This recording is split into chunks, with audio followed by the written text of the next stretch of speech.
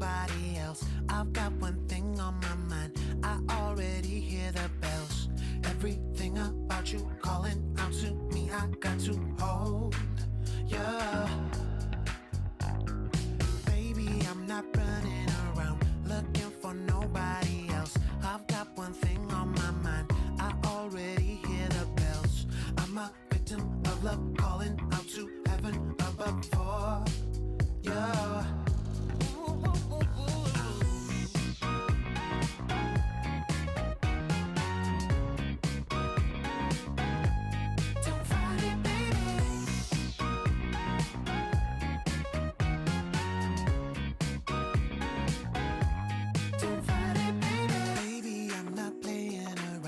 I mean every little word. I can't get you out of my mind. Oh baby, every curve's like a new adventure, pulling me into the center closer. Yeah, baby, I'm not playing around. I mean every little word. I can't get you out of my mind. Oh baby, every curve's got me going crazy. Can't control it, can I see it all?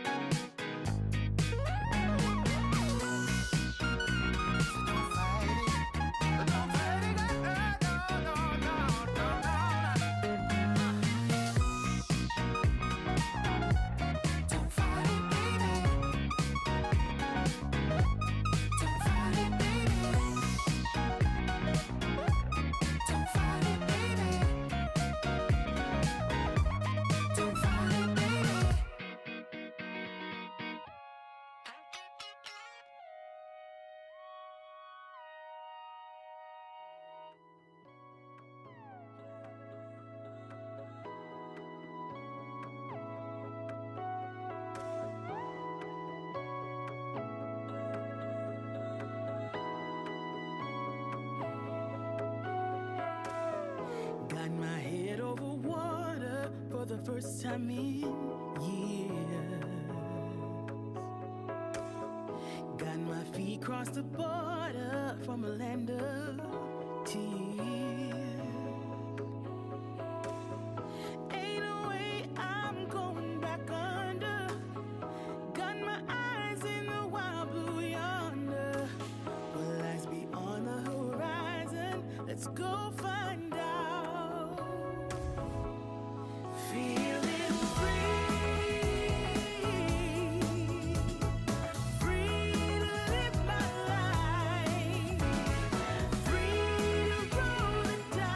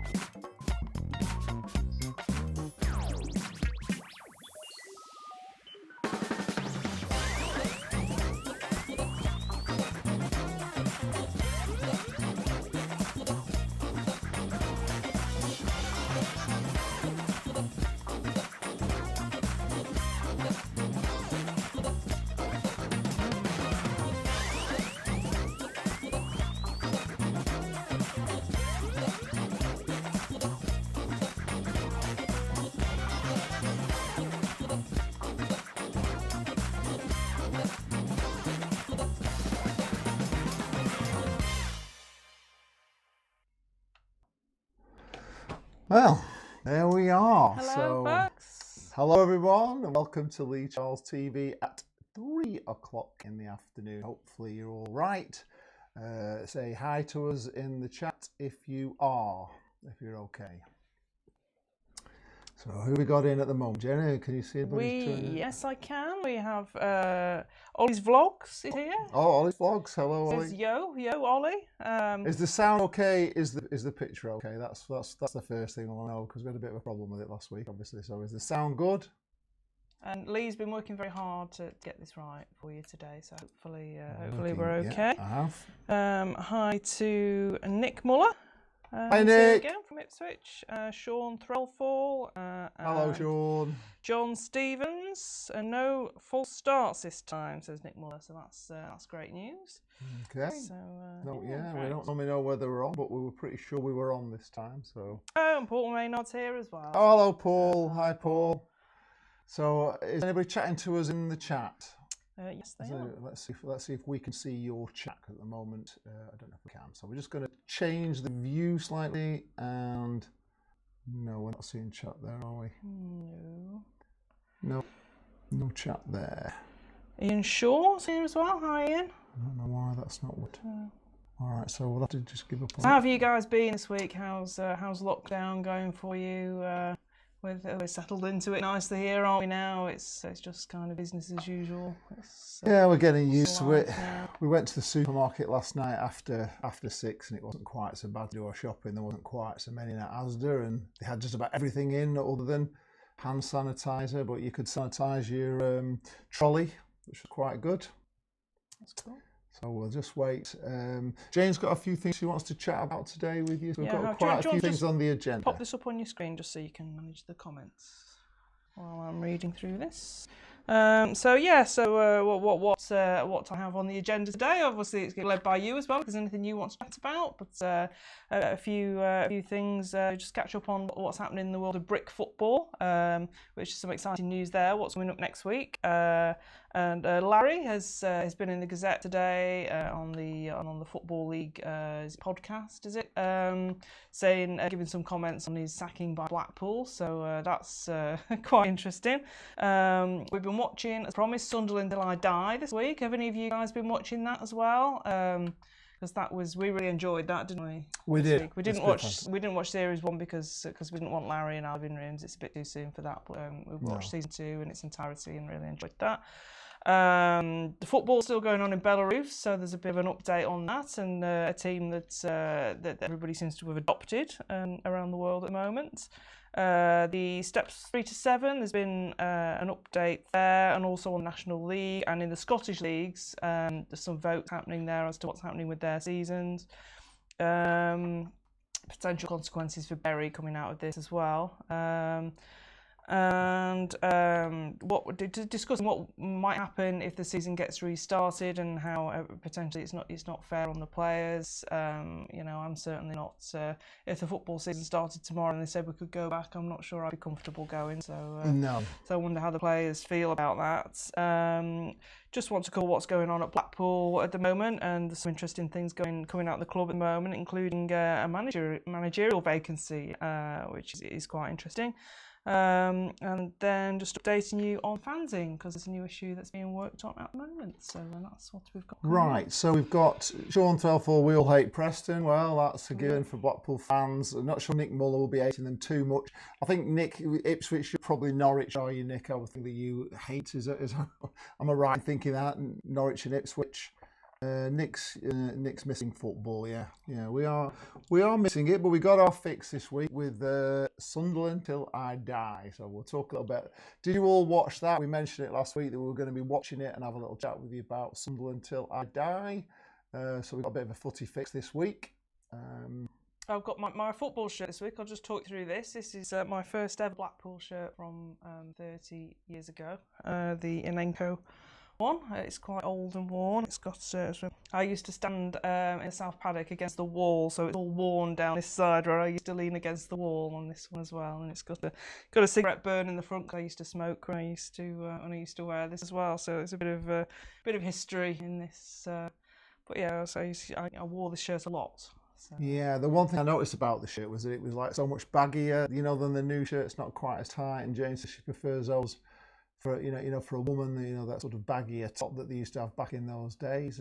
She found that sort of more comfortable fit. Yeah, I bought a Chasetown kit at the start of last season. I thought, it'd be nice to have a Chasetown shirt, and because they're built for the design for the players, male athletes, it was a little bit, it wasn't really suitable for a woman, so I couldn't find one to suit me there. But I think some clubs do have female fits, and I have to get them a little bit bigger than perhaps I am. But this one still fits from when I was, however old I was, 30 years ago. So that's nice. I did try another one. I've got a black one actually, sponsored by Life Direct or something. Oh, yes, like that, yeah. And that one does not fit me at all, so I might just have to sort of hold that one up in front of me next week. So that definitely doesn't fit me. I don't know if it ever fitted me, but it certainly doesn't now. So. Nick has confirmed that he hates Norwich, so there we go. So Nick hates Norwich, so that's fine. Lots of channels people showing their. Oh, there's lots of channels on YouTube. People showing their football shirt collections. Well, that's a nice opportunity to get them out, isn't it? Yeah. We'll have to have a look at that. We've seen lots of videos actually of YouTubers where the rating, the rating thing. So some of them are rating, mascots and rating away fans and rating, all sorts of things. So we may do something on away days soon. Yes, we've got a video coming up for you. Plans afoot, because it'd be nice to get some football content out other than these live streams, which we do enjoy doing, don't we? And we've spent all week preparing for this one with getting all the tech right for you. But I think we're at the stage where we can get some new videos out for you as well this week. So looking forward to doing that. Yeah. Have another project to work on. Mm-hmm. So where are we? Brick football. So you may know that I follow FC Brickstand on Twitter. Well, they're having a Brick Football Day next Sunday, I think the 19th. So they're looking for things to do to celebrate brick football, which is Lego football, if you're not aware. FC Brickstand is the team that I follow in that, and they're potentially making the playoffs actually this year, which could be quite exciting. It'd be a bit of a boost. It'd be nice to have. Oh, is that close? Playoffs, yeah. Well, they're talking about it now, so hopefully, that will give us something to look forward to follow them, because they won the league last year to get promoted into the Builders League. So that was a nice to have something to celebrate at the end of the season. So hopefully, fingers crossed, something this season. So what they're looking to do for this is potentially an online program, which I've agreed to do an article for, and possibly a beer festival with in the pub at the ground at Brickstand, which is called the Brickmakers Arms, with the like Brixton Brewery and things like that. So that could be quite good fun. Bricktown drew 2-2 with Yellowfield last Sunday, and Interlocking, who are the other brick football team as well, also on Twitter at Interlocking FC. They lost 2-1 at Saddletown Swifts. But Sunday night, 7:45, brick football. So get on Twitter and find out what's going on. So it's getting near to playoff time. How many more games are there? There's about 10 matches left now. So 10 matches at the end of the season. So it's quite exciting in brick football. So if you follow our brick Lego team like we do, it's £5, is it, for a season ticket, yeah, and you get a little Lego version of you made to sit in the stand for all matches, or stand up to say standing there as well. So I think we do say standing, don't we, behind the goal? Yes, yeah, we do say standing. Yeah, we do. Right, here we go. Paul Maynard, I love the black Wonga top. The black one. Does it mean the blue one? I don't know. I haven't. My black one isn't Wonga. I don't know. Is there a black Wonga one? I can't remember a black Wonga top. When was the black Wonga top?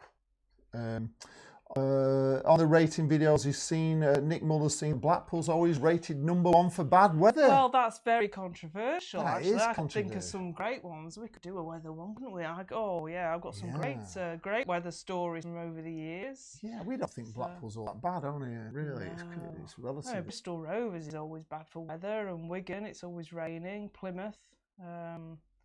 They're the traditional. Oldham, I mean, for goodness sake, how can Oldham not be the worst for weather? It's always, They're not in our division though, so maybe it's a divisional thing. But Oldham is the coldest ground in the. Oh, it's ridiculous. It's the highest. It's the ground at the highest above sea level, isn't it, Oldham? And it's always snowing. I think even when we played them in the playoffs, it was snowing. It was horrible. It's ridiculous. Yeah. Right, Ryan Dunbar. If anyone fancies a laugh, I recommend the comedy that is the Scottish football, is it? Yeah, how they're handling the votes. And yeah, I mean, I'll come on to that now, actually. Yes. So it's an yeah, awake it, a black one. So the Scottish leagues are voting on whether they're going to go for points per game to end the season with no further matches in the lower leagues.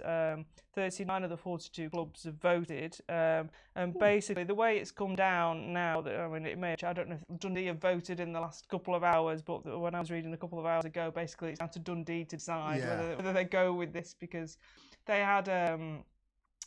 They had until 5 o'clock yesterday to vote, but apparently legally they've got 28 days to vote, so it could go on now for another few weeks, so Dundee can actually hold out. But then, realistically, they're open to, someone could, try and persuade them, perhaps rightly or wrongly, couldn't they? So I think it's been handled. Yeah, I agree. It's a bit of a joke, really. Yeah. But I understand that Rangers are looking to resubmit their own proposal for what they want to happen. I'm not quite sure who they think they are to be able to do that, but I suppose they're a member of the league. And of course, the Premier League doesn't count.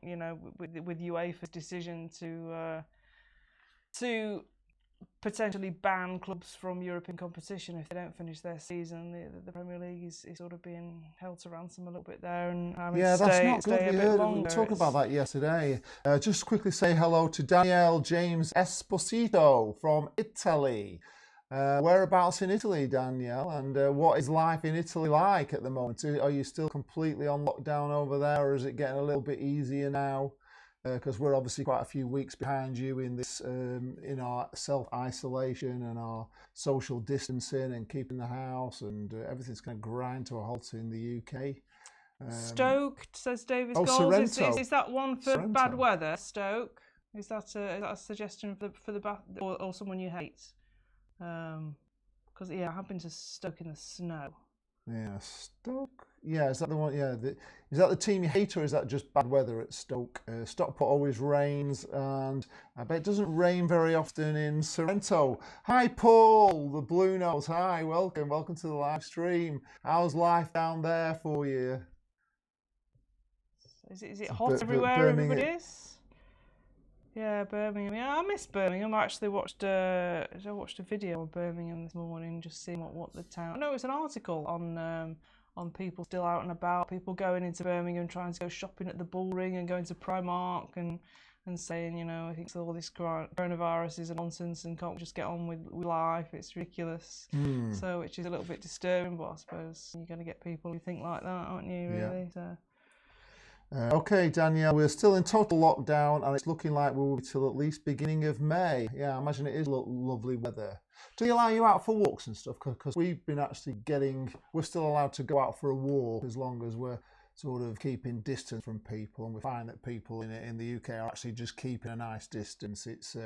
It's not a problem anymore. People walk on the opposite side of the road and all that. And we've had to cross over quite a lot from people, but we don't see many people. Generally, people are good on. There was a lady in a mobility scooter yesterday that was parked right in the middle of the path that we couldn't get 2 metres around, which was a little bit annoying. But generally, people are pretty good. Yeah, the Black Wonga third strip that Paul mentioned had the vertical tangerine and white stripes. Is one set, but yeah, I know which one you mean now. Yeah, it had like stripes in it, didn't it? Yeah. Oh, I don't remember that. Yeah, it was nice, that one. Yeah, I should have got that one actually. To be honest, I did quite like Shame we can't show photographs in here, isn't it? People we'll have to figure a way how we can get things.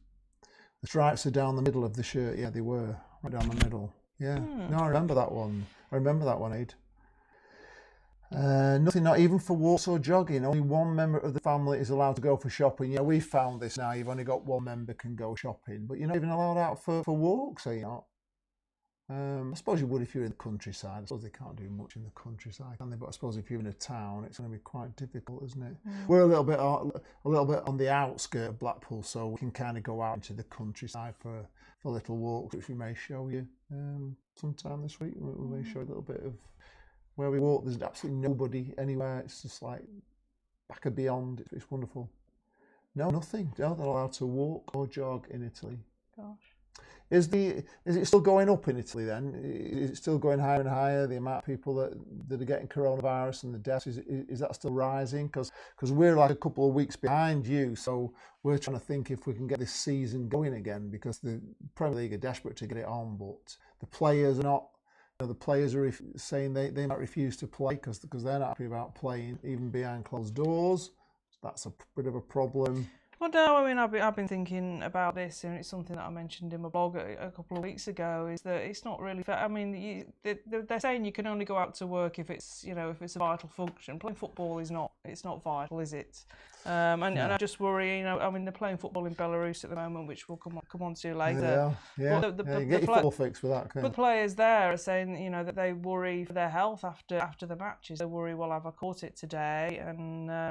And you just worry for the players' mental health, really, if they're being asked to play football and basically asked to go out. Not just the players as well. I mean, obviously the match officials and the people who even if they're behind closed doors, it takes a lot of people to put a game on. The admin staff and the kit man, and so it's asking those people basically to put themselves at risk, isn't it? And I don't think that's particularly fair, really, for just for the sake of some sponsorship money from the TV companies, which is basically what it's all about, isn't it? So it's not about the health and safety of the players at all. It's sort of putting money above the health and safety. But I don't think it's feasible for them to carry on with the football in any shape or form. To be honest, I think it's just finding a way to get some agreements, and you see that the leagues are stopping now. The Scottish League potentially is steps 3 to 7. The National League, I've just been reading that they're voting to cancel the remaining fixtures for the season. Potentially might have some playoff matches. So it'll be interesting to see what happens there. So it is coming. Right. The Premier League, I think, will be the last, won't they? Just to update you on the Italy situation, Danielle says that she actually does live out in the countryside and she's got some garden and gym equipment at home, so that's quite good for her. But having said that, her mum got the last flight back to Blackpool about a month ago, so just you and your dad are out there at the moment. So are you actually from Blackpool, or do you live in both Italy and Blackpool then? I love Italy. We have a friend in Italy who lives near Milan, a place called Lake Iseo, which is a place called Paratico and Sarnico. It's beautiful. It's a bit like the lakes in Blackpool. It's a beautiful place. Nick Muller actually works in a supermarket, so he's all right. He can get the shopping in any time he wants. So how are the what was it? The tinned aubergines, was it? That you ran out of? Was it tinned aubergines? What was it? I can't remember what it was we run out of, but it was something ridiculous. It didn't make any sense. Yeah. It wasn't. Was it not some sort of fish thing? No, it was some kind of weird vegetable, I think. Artichokes. Artichokes, that's Artichokes, yeah. They run out of artichokes. So I was like, how? Oh, John Thrower's arrived. Hi, JJT. John Thrower's here.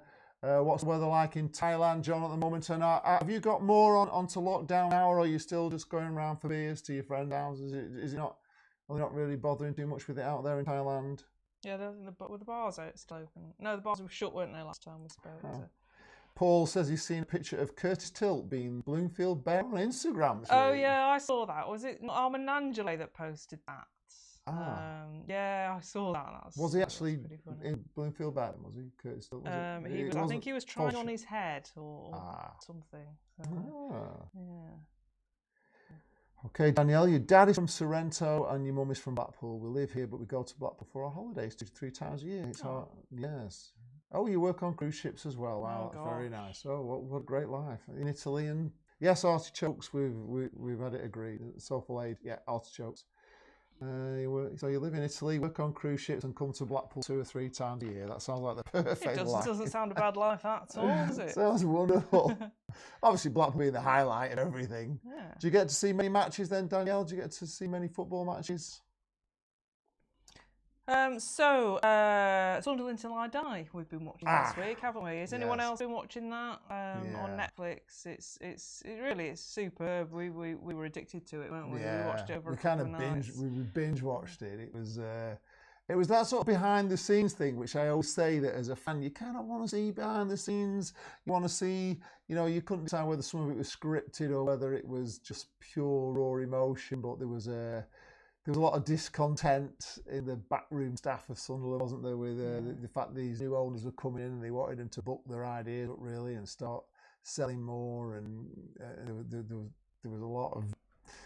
They weren't keen on that at all. The backroom staff. There was, they got rid of players. They got the wage bill down, didn't they? From what was the wage bill? Oh, it was they got it down from like something like 18 million to 12 or something, wasn't it? Yeah, they got them from losing money though to break even, didn't they? In that first year, they did some amazing things, and you felt a bit sorry for them. Really, they got to, they got to 2 Wembley finals in that season and lost them both.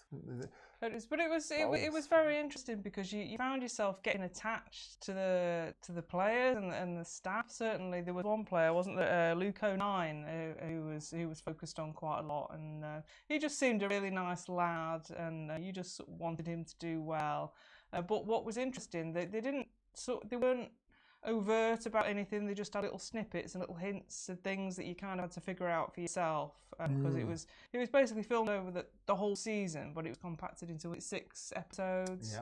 Yeah. But really the thing that really struck me was the mental health of the players. And there was one guy who was saying how he was, people would come up to him when he was out with his wife and young baby in Tesco and criticising him, and he was, really visibly upset, saying, look, he's only trying to do a job and he does try his hardest, but it just doesn't always go right, and you shouldn't have that kind of abuse when you're just out with your family going shopping. Yeah, that was bad. But the most sort of one of the things that quite shocked us really was that there was this young player who'd started playing, what was it called now? Mayer, was it Mayer? Madger, yeah, Madger.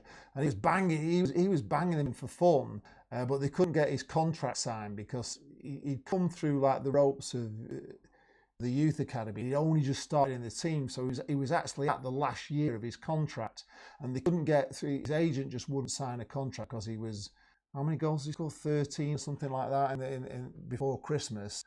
And they lost him in the January transfer window, and he went to France, and they were trying to sign Will Grigg, and they put in a bid for 1.2 million. It got right to the last day, and they signed Will Grigg in the end for 3.2 million, but he didn't do a good job. And we were saying they might as well just get that for what they spent on Will Grigg, and what they could have just let that lad go anyway. If he'd have stayed till the end of the season, he would have probably got them up, because he was just on fire. He was brilliant, wasn't he?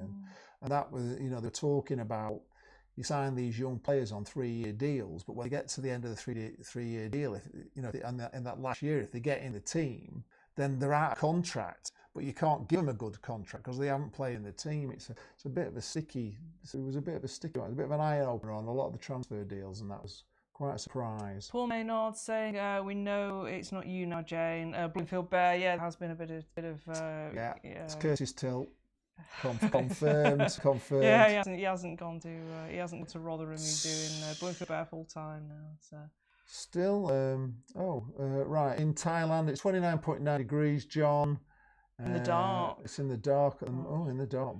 They've got a lockdown of sorts. Curfew is 10 p.m. to 4 a.m. and from tomorrow, no booze sales for 5 days. So lucky he bought 24 large beers. Curfew 10 p.m. to 4 a.m. Well, who goes out between 10 p.m. and 4 a.m. anyway? It's not really much of a curfew, is it? No, so it's just a token curfew. But it's obviously not as serious over there, John, as it is over here, because it's a lot. It seems a lot more serious. It seems very serious in Italy.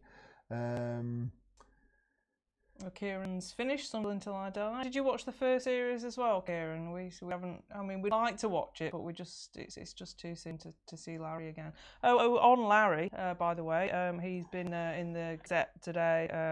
I've given snippets from an interview that he gave to the Football League about his sacking, which was quite interesting, wasn't it? Yeah, we'll let Jane read it out. It was kind of typical Larry, really. He was basically saying that when he took the job, he was led to believe that they weren't expecting instant success and promotion straight away. They just wanted to see things getting better, which I think is a key word. He didn't seem to pick up on that because obviously they weren't getting better. They weren't getting better. He was saying that the expectancy levels were too high after they got to, I think, about second place in December, which I found a little bit difficult to believe that they were expecting automatic promotion at that stage, because we've still been terrible, really, and we knew it was a false position, didn't we?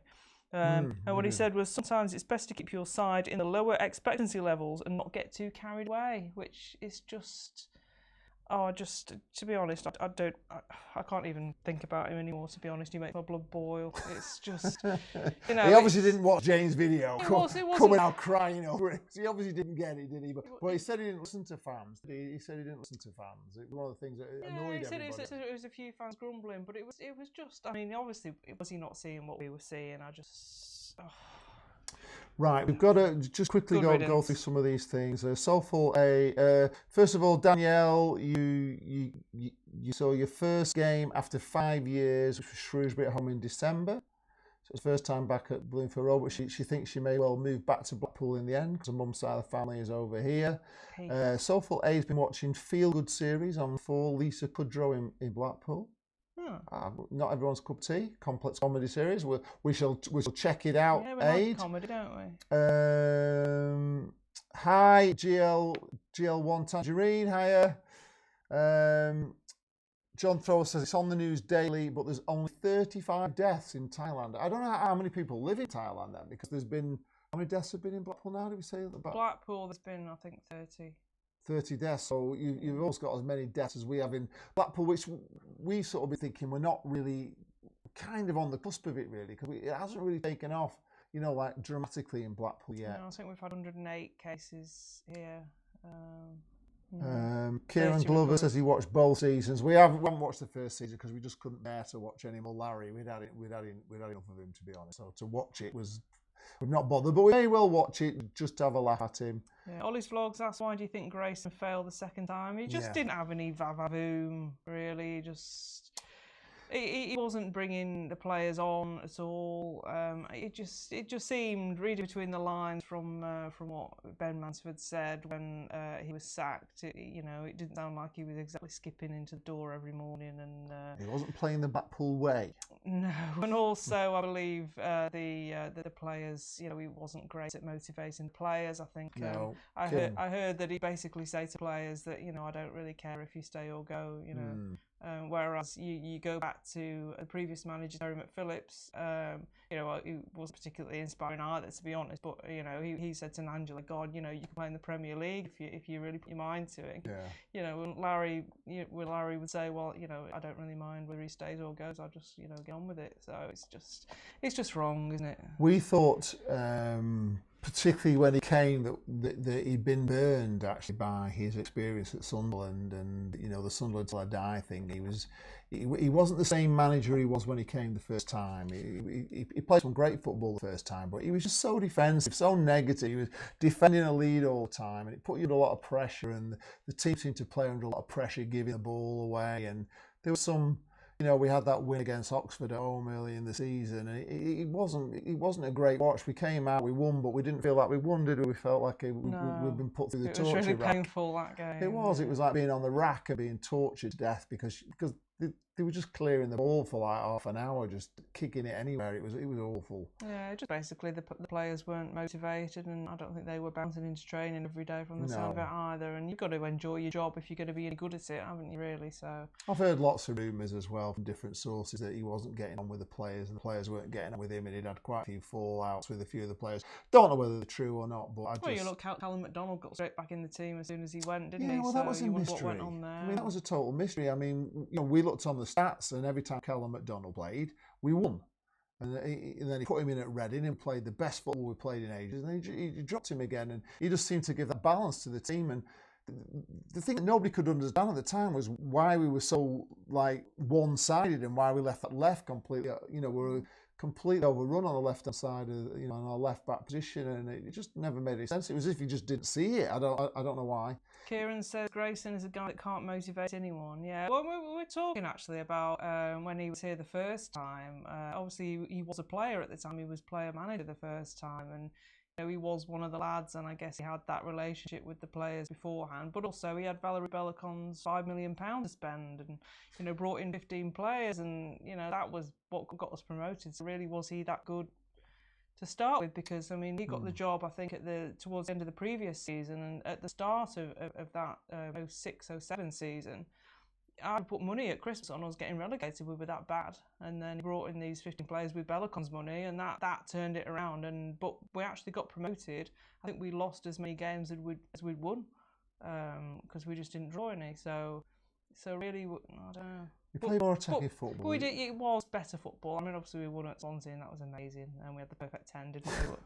But that was after Bellecon's money. So you know, could he have failed really? If you got £5 million to spend in League One at that time, you know, it's probably difficult to fail under those circumstances. Hi Dennis, he thinks the hair was a factor for Larry. Well, could yes. be. You could be right actually. The hair was weird. I mean, we've commented loads of times. He had a total bald head. He never wore a hat, which we could never understand. No, I can't cope with the fact that he didn't wear a hat. Why would you not wear a hat when it was so cold, wasn't it? Yeah, well, why would you leave a bald head with that hat on? I can only surmise also, that you used to get that glare from the, you know, I had to film it in that one video where we got the shine off his head, off the floodlights. I think that he must just have some kind of fear of hats or something, because it's just, he must have had a cold head. He must have. But yeah, A few hellos. We've got a hello to Ednam. Hello from sunny Telford. Well, it's sunny in Blackpool as well, so it's sunny here. It's really nice in Blackpool at the moment. The weather's fantastic. You just can't go out. I've been to Telford. I went to watch Telford play against Hinckley in the FA Cup fourth qualifying round when Blackpool were playing Telford in the first round. So yeah, I've been to Telford. Telford's very nice. Yep. Ollie's Vlogs question, what did you think when Owen Oyston went to jail? I was devastated at the time because there were so many plans for this super stadium and everything, and it was all kind of going in the right direction, and I just thought the jail just killed everything. I think he was just trying to get the people of Blackpool behind him for the court case, I think, really, wasn't he? He was trying to make out he was this wonderful person, and I mean, it was weird because we didn't expect him to go to jail at that time. Not really. It was. I still think he was a bit stitched up. I mean, I was only sort of young and, you know, at the time, and I just, you know, assumed that he wasn't guilty because he was in a position of power. But obviously, I'm, you know, older and wiser now, and, you know, perhaps it was strange because I think a lot of people in Blackpool were in denial at the time, that because you don't want to think that of people, do you? Obviously. No. You know, as things materialise, they're not a very nice family, are they? No, they're not. But they're in the past now, which we're very thankful for. Trying to think about them too much. Mark Porter, hi to you both, watching from my garden, Clitheroe. Oh, nice. And it's good to see your Enco shirt, Jane. He's still got his as well. Yes. Dave Lewis confirms, Jane, you're wearing the best Blackpool shirt of all time. Yay. Stay safe. Do you know, I put it on this morning, and I mean, it must have been the first time I've put this on for, well, over 20 years. And it's just like, oh yeah, it's like my Nunu shirts, you know. It's like I wore this so often, and it was my first one. So yeah, I'm very, very attached to this. You know, I fell in love with Blackpool when they were wearing these shirts. You know, in 91, 92. This one was. So yeah. Yeah, it's still happy days. Billy Ayres, Tangerine Army. They used to sell the Enco top in Topshop. Did they used to sell that? Did they sell them? Well, they might have done. Because it was weird, because there wasn't really a club shop, was there, back then? I mean, there was a club shop, but it was just that little thing in the South Stand, which was where the ticket kind of office was. It was just a tiny little pokey little shop. I mean, it's miles better now. Obviously, you know, when they put the club shop into the north, it was great on that corner. They started selling leisure wear and all sorts of stuff. And I think that's when I really got into buying football kit, because I never really bothered with it, really, to be honest. I know Jane did, because you went away, didn't you? You still like the fact that on the trains people would recognise who you are. But I really only ever, you know, had a season ticket for home matches. But now with a massive big club shop, there's loads of merchandise. Oh, it's great now where it's. I just hope we get a better kit manufacturer this year. I hope they bin them off because they failed on the away kit this year, didn't they? They didn't get them in till, well, they got them. No, they got the away kit, but they didn't get the home kit ready for the start of the season, did they? That was yeah, because everyone was in the away kit. They ran out of away kits, and you had to put a back order in because they had ordered enough. It was a bit of a fiasco. Yeah, they didn't have home kits, so they had to get the goalie top. It was the only thing that was. So Mark in Clitheroe, I'm very fond of Clitheroe. I think did I send you my blog on Clitheroe? Was that you? Yeah. I love it there. It's I love to go back there. A lovely little place. A little bit hilly though. Not Anthony Powell, last time he saw us was at Reading, and it seems a lifetime ago now. It absolutely does seem a lifetime ago. It's not that long ago, really, is it? It's only in the turn of the year, and it was January. January, February, March, April. So it was 3 months ago. Yeah, it does seem like a lifetime ago. Such a lot's happened in that time, It was hasn't a good it? day, though, wasn't it? Oh, we love Reading. We went to Henley on Thames, which was gorgeous, and yeah, it was a beautiful place. And the stewards, we would talk about stewards, but the stewards at Reading were just so lovely. So lovely. Jane had a lovely welcome, didn't you? Oh yeah, there was like a table outside where you could put your bag on to be served. So I went over, put my bag on, and he said, "Oh, you're looking magnificent today," or something. I'm like, "Oh, thank you very much." It's just compared to Rotherham, which I think was the previous Like week. 17 of Rotherham. We're not going to go there. I've already been. Somebody mentioned. Don't touch the dog. Somebody mentioned in the comments that I was a bit. I wasn't pleasant to the people of Rotherham, but it was more about the stewards than anything else, because they just were horrible. Not only the stewards, but even the staff that were serving you drinks and stuff. They were just awful, right? Miserable bunch they were. They were awful. Dave is loving the weather in Ormskirk. Ormskirk, never been to Ormskirk. Yes, all these vlogs, everyone get like in the stream. Yeah, there is a ticker going along there at the bottom telling you if you're enjoying it, give it a like, and if you haven't subscribed already, give it a subscription. And there's this new super chat now, which comes through where you can, if you like, help us with things. It's a if you're interested in what I'm drinking today, by the way, do you like my glass? It looks particularly good with an orange drink in it. It's a Joseph Holt Brewery glass that I managed to acquire from the local Holt's pub. So it looks like a B, which is the Joseph Holt thing. Ednam's got a blue shirt. I haven't told them what I'm drinking yet. It's Orange Zero, Asda Orange Zero. It's Orange Zero, so yeah. Still no beer for 4 weeks. No, we're doing well. Edna's got this shirt, the blue one. I like this. It's one of my favourite shirts. I really like it. I don't like wearing tangerines sometimes. It doesn't kind of go right for me somehow. In a similar theme, John Thrower says, my wife came downstairs wearing something she wore when we met over 20 years ago. Proud she could still wear it. I said, yes, it's a scarf. It's a bit cruel, John. Wasn't there a shop selling pool kit in Hounsville Shopping Centre? What are we talking now, or are we talking back then? Well, they used to have a club shop, didn't they? It was maybe Top Shop. Was it? They did have a club shop in Hounsville recently, didn't they? Yeah, they did recently. Yeah, they did, but they shut it. Yeah. That was just a ticket off, isn't it? Just watch both series of Sunderland Till I Die. They have no problems compared to our past. Big club. Yeah. Well, they can't get over the fact they're down in League Division 1, really. And they're way too big for these, capacity-wise, aren't they? I mean, they had that, Boxing Day game, and it was like 48,000 were watching it. I mean, flipping out. I guess it's different kind of problems, all this money that comes into the Premier League, it does filter down when clubs are used to having that money and working on that budget, and then all of a sudden you're down in League One. It's enormous, aren't they? Because they did what we did. They had like a double drop. They dropped one season. They dropped to the Championship, then straight down to League One. So all their players would still be on like the Premier League wages because they'd have been getting all the parachute payments. So it was a big fall for them, a really big fall. And the one thing I noticed that the new owners that came in this season, they didn't do what Simon Sadler had done, and I think they've been very savvy, Blackpool, where they've brought lots of revenue in from different companies, like the 12 Media and the sponsorship of the family stand with the Tower and Tussauds and all that sort of stuff, with Sea Life, and they've just brought really big sponsors in.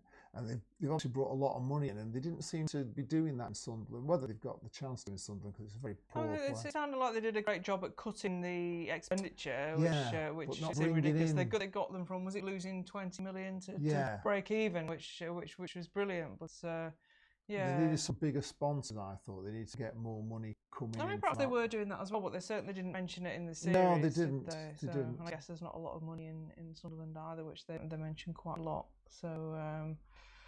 So we'd love a Netflix documentary about us. It'd be interesting, wouldn't it? We'd be interested. I mean, we tried to do a little bit of that. At the start of everything, when I started Lee Charles TV, I was getting a lot behind the scene stuff, like the kit launch and all that. And I said to them that fans want to see that, really. To see that little. You don't have to go too deep into it like Sunday Till I Die, but you want to see those little, what's going on at presentation nights and the whole thing behind setting things up. I was really interested in doing that, and they're not quite. Like I said before, it's like we watched it and we really felt a connection with the Sunderland players and the Sunderland staff and wanting Sunderland to do well. So it's a great advert for the club. It really was. Adam Clark says, if Blackpool do go up this season, I want to know who you sign. I always base things on FIFA. We need a Premier League player, one that doesn't get games. I'm thinking Curtis Jones and Joseph Willock. I don't know either of those players, to be honest, but I don't really follow the Premier League that much, if I'm being honest. It's not something I really I follow. think we're following other clubs a bit more now, aren't we, now that we haven't got Blackpool to follow? Because Yeah, we started following a few bloggers and stuff, but Premier League football, the only time I really watched it religiously was when we were in it, to be honest. Mark says, can you see Larry becoming the next Fleetwood manager when Barton eventually implodes? Well, he might go to jail yet. Has that come to? Is that gone? Has it been resolved yet? Well, they can't have any court cases at the moment, can they? All that stopped. So it must be a weird limbo if you're waiting to go to trial or you're in jail. I can't imagine wanting Larry, to be honest. How many years do you think until we get back into the Championship or Premier League? Well, I think now we've got a good manager. It depends when we get started playing football again, I guess, doesn't it? But I think realistically, next season we could be challenging. I was really hoping we get up this season, so I'm a bit disappointed, really. So Ryan's got some input on the Scottish League. About what Jane said regarding Rangers, we are just wanting, Ryan's a Rangers fan, regarding Rangers, we're just wanting a fair vote, because if you look at it from our point of view, the SPFL are in layman's terms bullying clubs into siding with them. Yeah, but I mean, a decision's got to be made, hasn't it? So I suppose if they, they can influence maybe one way or the other, then it's. David Scholes has just says he's also like Larry, is follically challenged, doesn't like hats. But that said, it's no good at football either. Yeah, I guess there are a lot of people that don't like hats, to be honest. I never used to like hats. I've just got into hats lately. Do you not find that you get cold, though? Do you not get a cold head?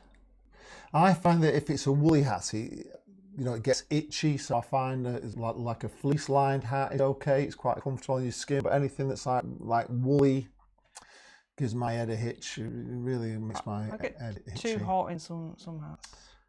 It won't take long for Blackpool to get up. No, I don't think it will. The way, if we ever get football back, we don't know how many years it is before we're out of this coronavirus, but as soon as Blackpool's back, I think the things that are being done behind the scenes, and the ambition that they've got, and the money that Simon Sadler's got, we haven't heard him complaining yet about wages or anything else at Blackpool, have we? He seems to be covering everything. So he's got that ambition. He's brought a lot of people in who've got that ambition, and I can only see Blackpool eventually getting back in the Championship for sure. I think it's where we belong now. I mean, the stadium's good enough, and if they do the East Stand, then it's going to be a great stadium. It's going to be brilliant, especially if the East Stand was the big stand, and all the rest.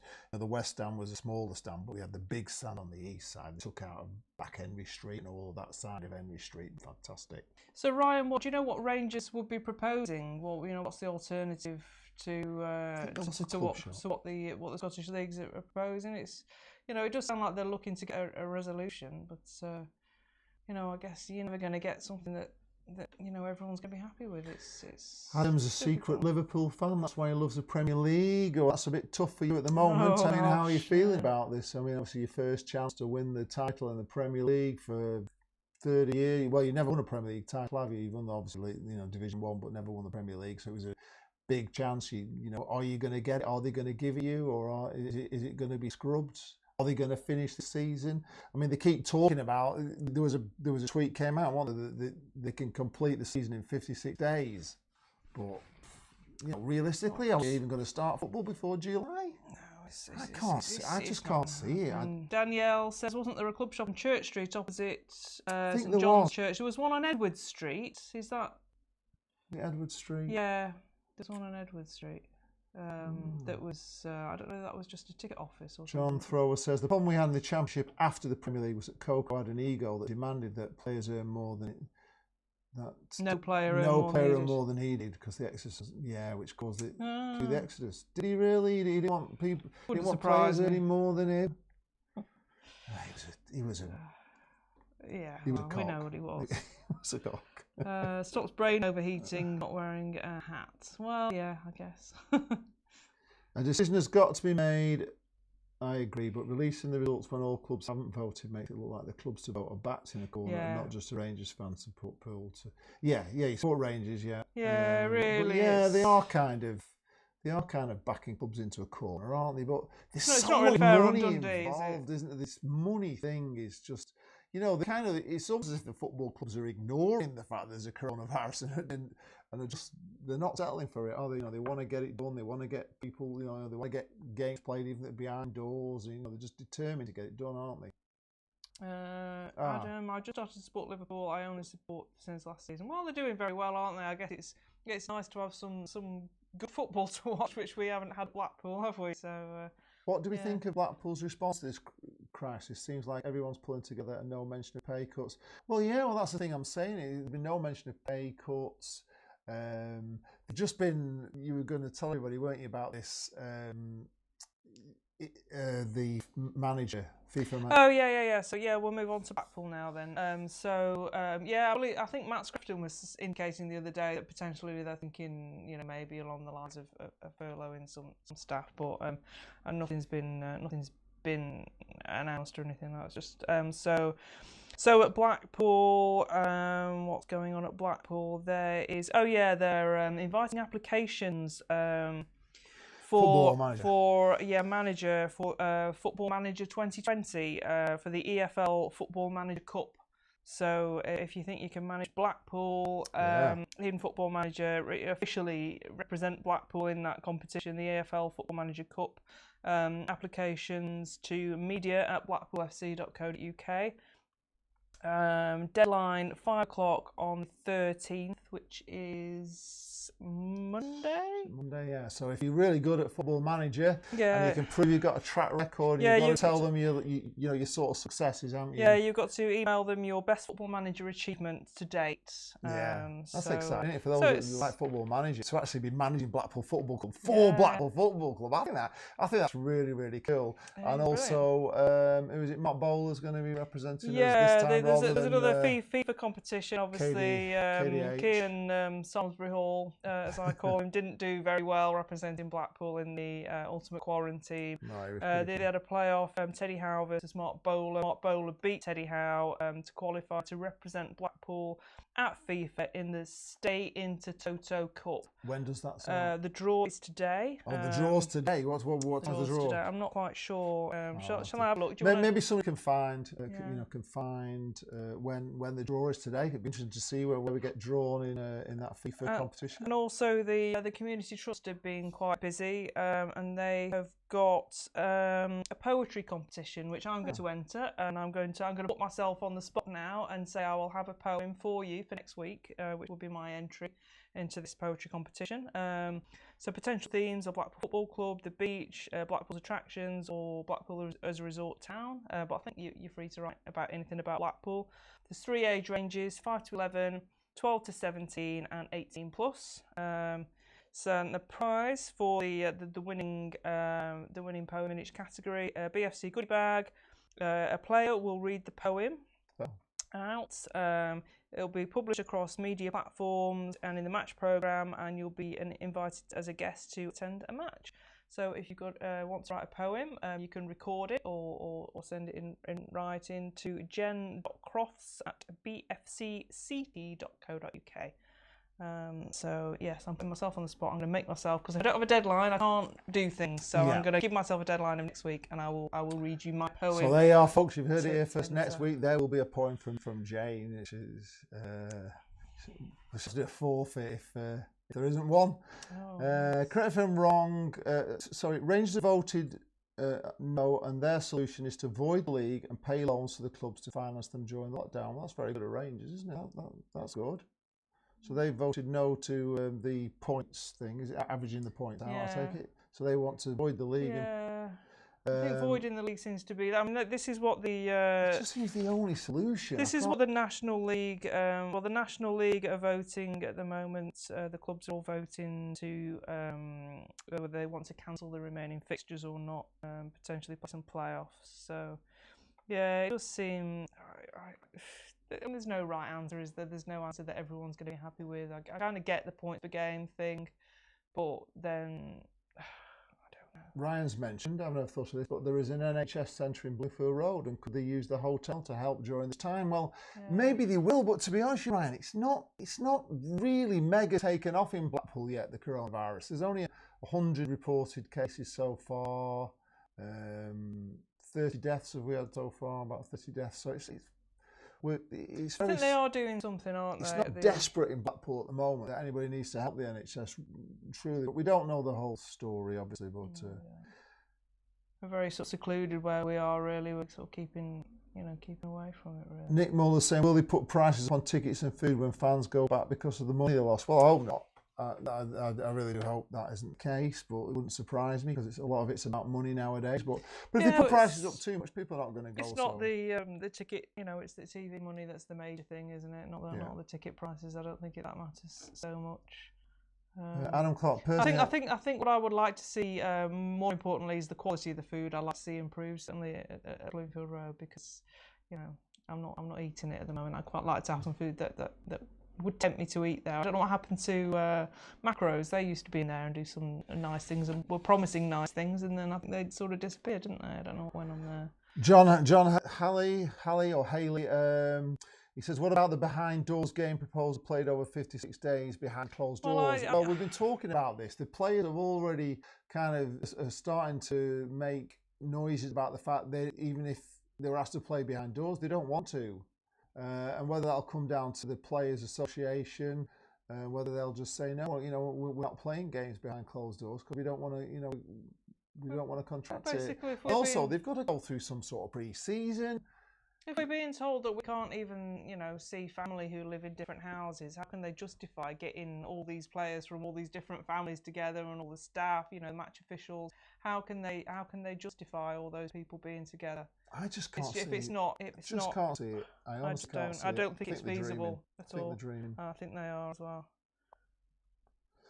Yeah. Not Rangers pay, but the Scottish Premier League pay the loans. Okay, got to go though. Soulful Age, you're on your way. Okay, thanks a lot. Thanks a lot for popping by again. Max's little Shih Tzu best mate is chomping in the bits. It's those big brown eyes to do. Okay, you got to go out take the dog for a walk, so that's fine. Yeah, thanks for popping in, and that's all right. Catch you next week, maybe. Yeah. Hope Max enjoyed the live stream. What's your thoughts on playing the remainder of the games in empty stadiums? If I recall, we last got promoted playing in front of minimum home. Well, yes, it was good for Blackpool at that time. We were playing pretty good under, we got promoted, didn't we, with hardly anybody going. But I just can't see it happening. Honestly, there's too much. There's got to be some sort of pre-season. These players, are having more of a holiday than they're having in the summer. They can't train, so they won't match fit. This also actually brings us nicely on to Belarus, which is the only country... Little George is on. Oh, hi, George. So Belarus, is, as far as I'm aware, is the only country where football is being played at the moment. So there's a team over there called Dynamo Brest, who are basically, they are selling virtual tickets for their matches. So what's happening there is you can buy a virtual ticket, so you don't go to the match yourself, you're safe, but they will have a mannequin there who's representing you in your shirt. So they've got basically a stand full of mannequins. So so it looks like they're people there, but they actually aren't there. Well, so they're putting the crowd noise over the tannoys or something to give that. It's a bit weird. It'd still be silent, wouldn't it? But there's another club in Belarus that's gaining a big international fan base, which is FK Sluts. Because people think they have an amusing name, and there's a Facebook group called FK Sluts Worldwide, and everyone's following their results. They've got 4,000 members on their Facebook group now around the world, and there's a lot over here in Australia, all around the world. They're playing Vitebsk today at the moment, I believe. They have an accordion player in the stand.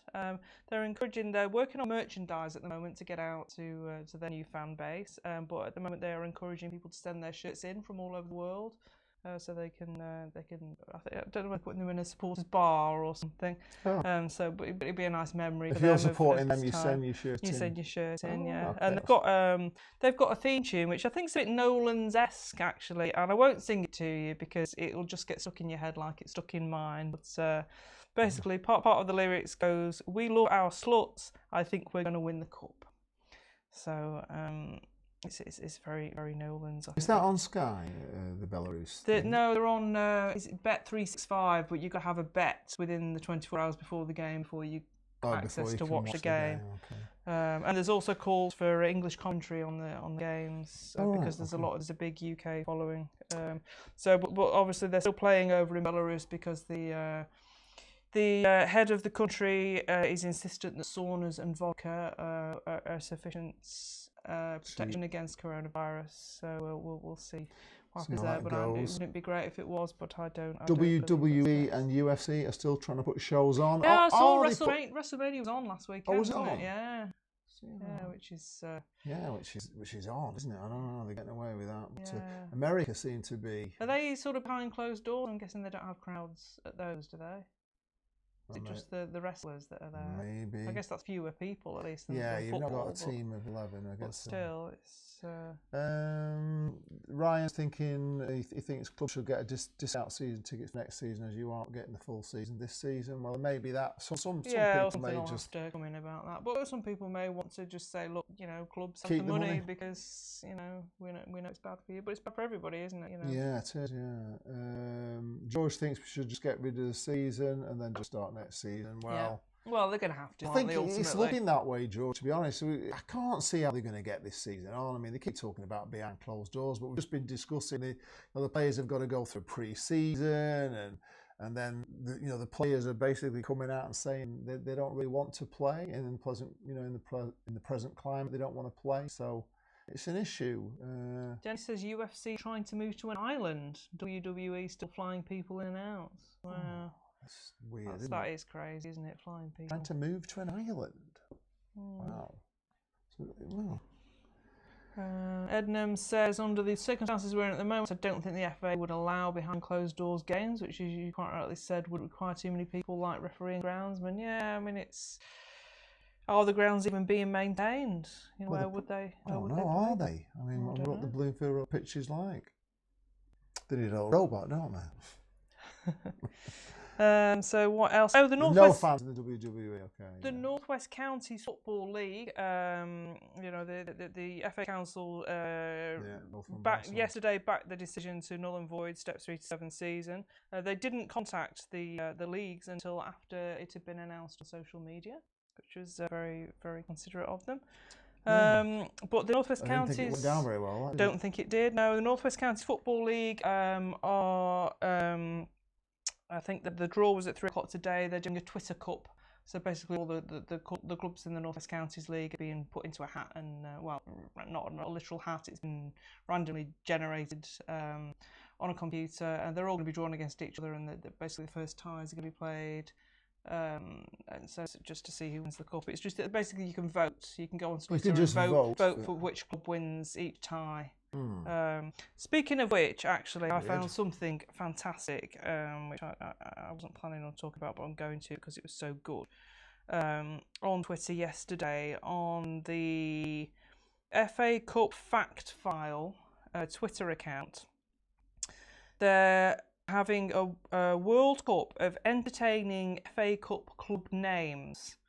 Which started yesterday morning, and you can vote for the club name you find most entertaining and then become a champion of that club name to encourage others to do the same. So basically, they've got a whole line of tweets with clubs with funny names that have been in the FA Cup since the FA Cup started, and there's some absolute crackers. So just by some examples of the ones that I voted for, you've got Selby Olympia Cake and Oil, De Havilland Vampires, Deal Clinic Ports, Dreadnought, Metal and Produce Recovery. These are all real teams who've entered the FA Cup. Shredded Wheat, Eastern Coachworks, Middlesbrough Ironopolis, Spen Black and White, Mole Valley Predators. Wow. So it's worth going onto this feed just to see these names of these Mojitos, Garston Woodcutters. That's FA Cup Fact File on Twitter. Honestly, there's some absolute crackers. Wow. Barnstead Mental Hospital. Nome Athletic. That made me chuckle. Hello to WK Kai, a Blackpool fan from Warrington. So hello to you. Your first time viewer. Just let me know if you're first time on. As we said before, make sure you give the video a like if you're enjoying your time Some with us. beautiful gates to the park in Warrington? Absolutely stunning. I went there. Is there any way you can find that Blackpool Lithuanian top from the Bellicon time? Well, Jane had it on last week, didn't you? I think. Well, bear with me a moment. I shall come with you. I'd like to hold the fort. Yes, a I can hold the moment. fort. We'll find it for you, the Blackpool Lithuanian top. Right, is there anyone you can find? Oh yes, Christian. Oh, hello Christian. Yes, you can find the Lithuanian top on eBay. People will be selling it, so it's a nice kit, that one. Actually, I won't mind that one myself. Actually, it was a great kit. That was like the purple one, wasn't it? With with Lithuanian. Well, the Latvian. It was Latvian, not Lithuanian, wasn't it? Latvian kit. Christian, you would think Bloomfield Road would be looked after by Harry the groundsman. Stag if it wasn't. Well, you would like to think so. After all the money they spent on it in the summer and the way it was looking really good, you would hope that Harry was doing his work. Yeah, he was keeping up with the pitch because it was looking great, really. I mean, it's done very well this season compared to like previous seasons where, it's just been a mud bath, hasn't it? But I did say a lot of work was done.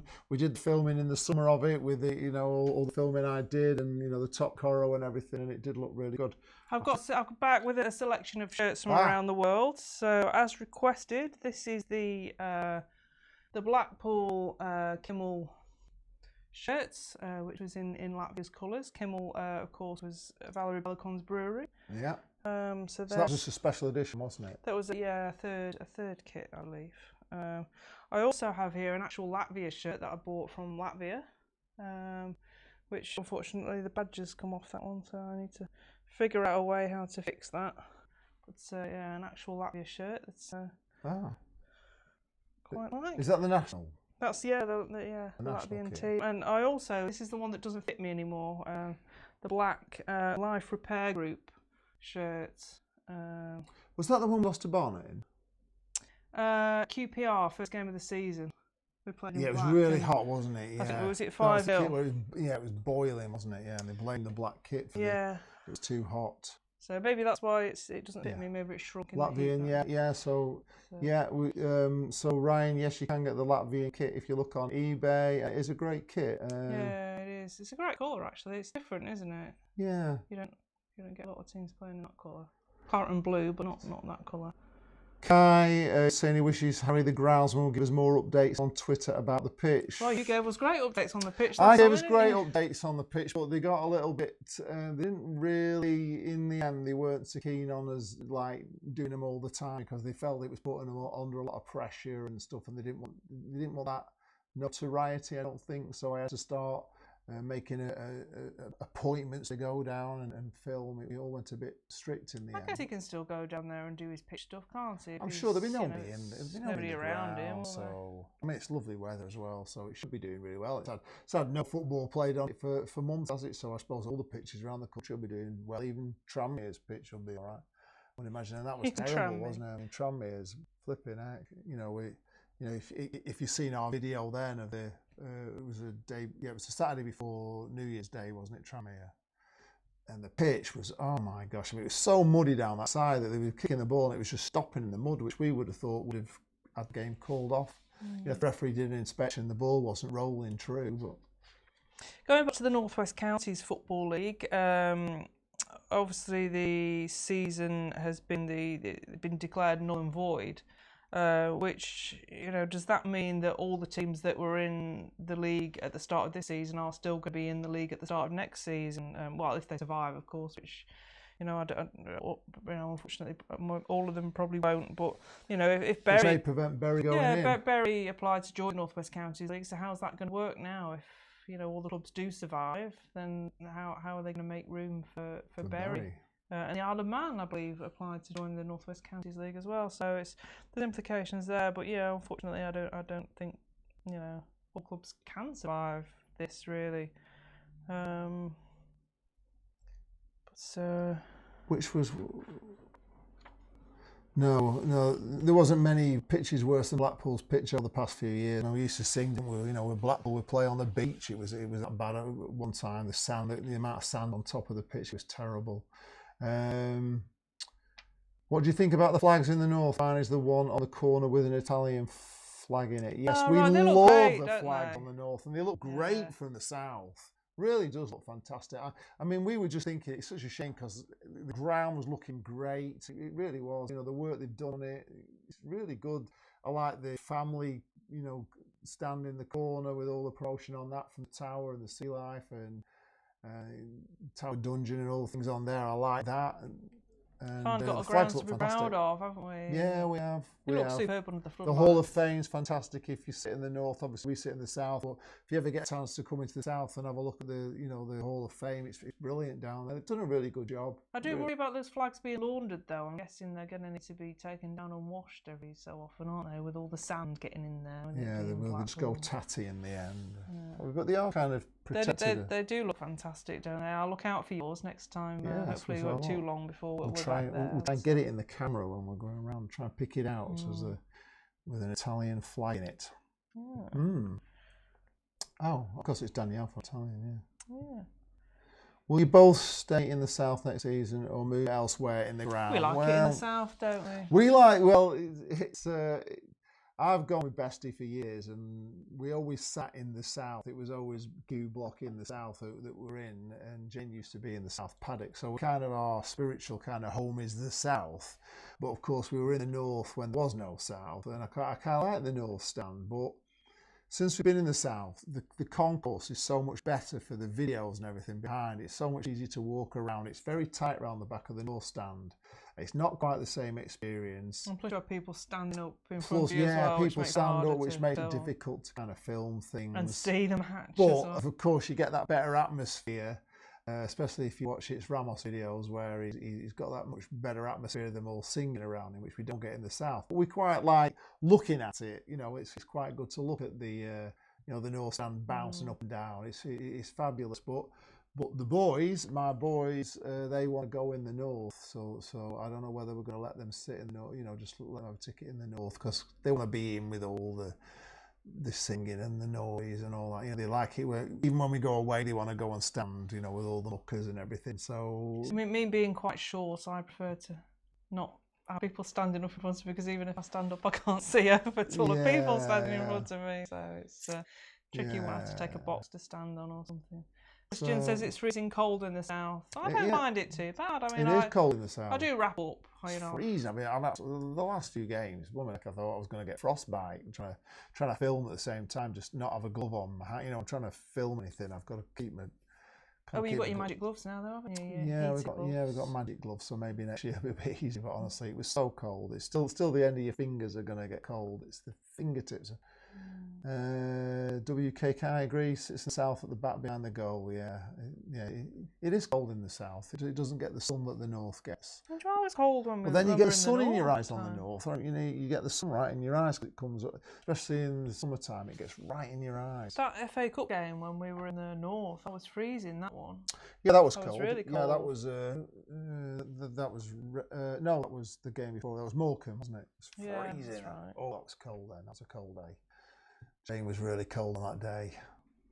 Just a plug for the fanzine, issue 5 of the Blackpool fanzine. Now that's what I call progress is coming into shape now. So hopefully that won't be too long. I'm hoping within the next week that'll be out online. I will put a link on here when that comes out. You can get it on issuu.com, issuu.com/Blackpool Jane. You'll be able to find it on there. You can find issues 1 to 4 on there if you want some Blackpool reading material. There's some really great stuff in there. A lot of We can't do a history. print on this one because obviously there's no printers, so it's just going to be an online copy. So, but all the issues are online, aren't they? They are all online. So yeah. all the issues, you know, if you haven't bought a fanzine, they're really good reads. If you've got, you know, you're bored, it's something to Get read. your It's Blackpool great. fix. Some brilliant stuff in there. So yeah, I haven't got loads of great material. Actually, too much material actually for this next issue. So it's going to be good. So I'm going to work on that tomorrow and get that out for you as soon as possible, just to get some more Blackpool content out there. You're probably noticing the little ticker thing that we've got going across that you can follow Jane's blog as well at www.janestewart.co.uk. Is that right? Yeah. Yes, I'm doing the Corona Diaries, which is basically what we're up to, isn't it? Over the while at the period where there's no football, things that things Got that rid of all my socks. Yeah, all of them. You still got about 70 odd pairs, left. I believe. But Yeah. I lost a lot of socks. It's been bad. So a little funny, quirky things that we see on our daily walks, and interesting foods that we're finding to eat, and just things and sort of about how we're feeling, what we're doing during this time, and we're getting some football in there as well. So if you want to read that, yeah, just go to my blog janestewart.co.uk. You can also follow me on Twitter at BlackpoolJane. Keep Got up to date. Oh, hi, Fleetwood's Ben. biggest fan on here. Cod's Vlogs. Hello, Ben. Nice to see you. How are you going on without the football? Is it doing your head in? Do you think we're going to get this season completed, or is it going to be not going to make it this season? Because you were looking for, I thought Fleetwood were looking pretty good for at least the playoffs, if not automatic this season. Blackpool will have lost a lot of money this year due to Simon Sadler's investment. Well, I think we've had a lot of sponsorship coming in, haven't we? So that will have helped very well. But yeah, we've definitely it's not been a great year, has it really? Well, it has been a great year, but why have we lost lots of money due to his investment? I don't understand that. I thought we'd got lots more money with his investment. I wouldn't have thought we'd have lost much money this season. We've had bigger gates than we've had for years and years, haven't we? We've had gates of 10,000. Maybe we would have lost a lot of money due to Simon Sadler's investment in Simon Grayson. Certainly, he's cost us a lot of money, hasn't he? Yeah, Simon Sadler will have lost lots of money. Yeah. Well, I think Blackpool's all right. Last game Nick Muller went to was Ipswich versus Fleetwood, and you lost 1-0. Yeah, Fleetwood were playing pretty well, but they didn't play so good against Blackpool on that day. Even Stephen's second half, I thought Blackpool were bossed that first half against Fleetwood. I thought we were just starting to come a little bit. It's doing Ben's head in, but saving lives is the most important thing. Got most of my family to subscribe to you, Belle. Keep it up. Oh, well done. Cheers, thanks. Thank you, Ben. We'd subscribe back to your family, Ben, if they all were YouTubers. We both subscribe to you, Ben. Yeah, we are subscribed Love to your you. videos. Absolutely, it's been a pleasure.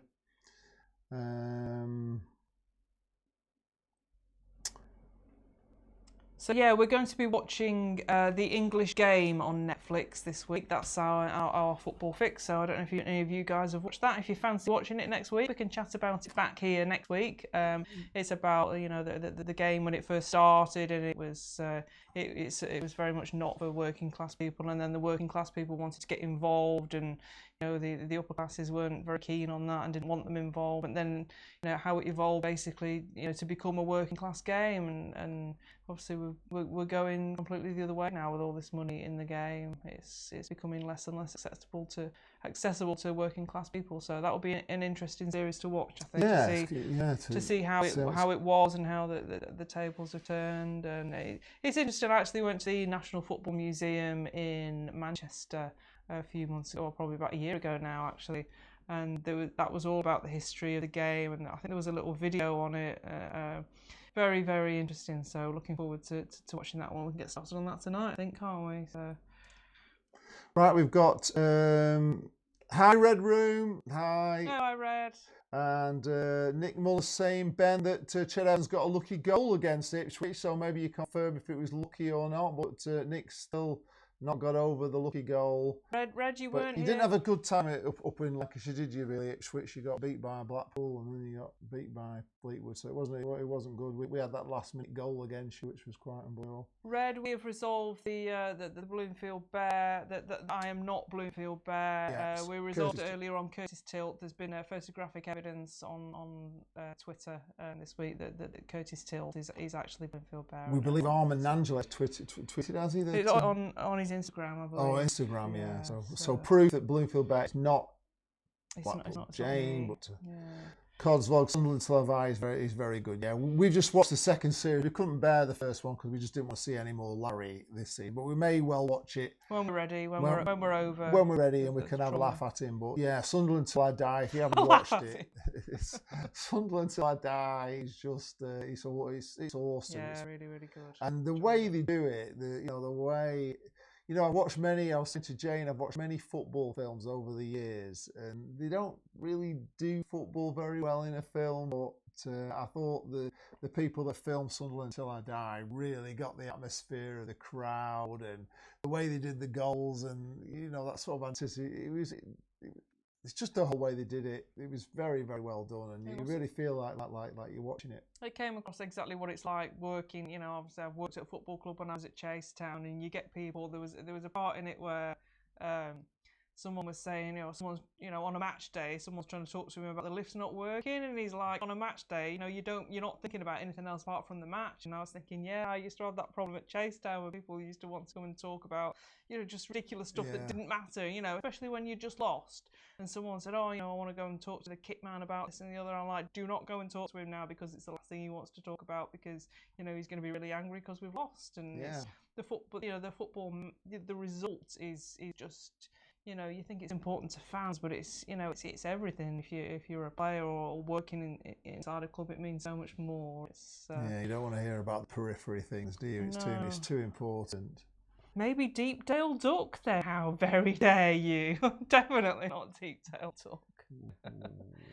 Oh gosh. Ooh, no, that's low. That's low. Yeah, definitely. We can't even mention Deepdale Duck here. It's just Sunderland's atmosphere was awful when we played them away. Yes, I think Jane went to that one. You couldn't hear them much, could you, Sunderland? No. And we should have won that. They went down to 10 men as well, really. The Pies were very good, though. They didn't get a mention on Sunderland Till I Die. I think they deserved a mention. That's the one thing that didn't. Jane, do you have the one of Pricebuster shirt for the LDV final versus Southend? No, I didn't buy any one-off final shirts. Mark Porter watched one of Pill's games from the 90s recently. Looking back, what a great winger David Ayres was to watch. God, he was brilliant, wasn't he? I was gutted he went to Burnley. He was one of my dad's favourite players, him as well, David Ayres. He was awesome, wasn't he? Yeah, he was. He really was very good. And he came from non-league, of course. He used to play for Real. Well, it was from the 90s. Well, you liked Martin Bullock, didn't you? Really? I love Martin Bullock. Yeah, I just voted for him. Actually, the football club were asking who's your favourite Blackpool player ever, and I voted for Martin Bullock because he was the only player who had me on the edge of my seat every time he got the ball. But David Ayres, yeah, he was very good, but obviously he's tainted a little bit because he went to Preston and Burnley afterwards, didn't he? Dennis Hutch says, I saw Jane taking a gorilla suit to the dry cleaners in the 90s. This is an outrageous... Fred Roos apologised for his Deepdale, but it didn't go down very well. Can you imagine Joey Barton in a documentary about Fleetwood? It would be sensible. Well, they're doing one, aren't they? They're filming. They are filming Fleetwood. something at Fleetwood. Is that something that Ben can tell us a little bit more about? Are you on it, Ben? Is that when's that going to be released? Because they've been filming there for a little while. They're certainly all this season, haven't they? So that could be that will be an interesting watch. I think they should do them every club. I think it's fascinating. It really is. Could Blackpool go up this season? It's still a shout. Could we pull it off? Well, I was still saying we could have pulled it off, to be honest. If we'd have won all the last games, but I just don't think the season's going to be completed, Adam. I just can't see it happening. I just think I can't see this coronavirus thing dying down till at least July, and by that time, then players have got to go through pre-season training, and it's. I just can't see this season. I think they're clutching at straws that they're trying to get the season done. I just can't see it. Sorry. So Matthews who's your favourite Blackpool player from the 90s Billy Ayre era? The Billy Ayre Dave era. Bamber. Alan Wright for me.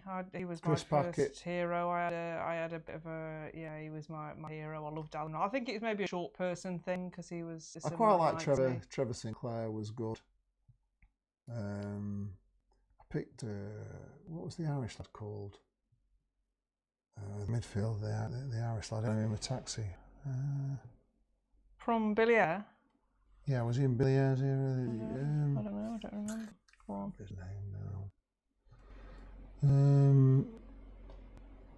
Matthews is a good film about Stanley Matthews. Yeah, I haven't seen that. Is that on...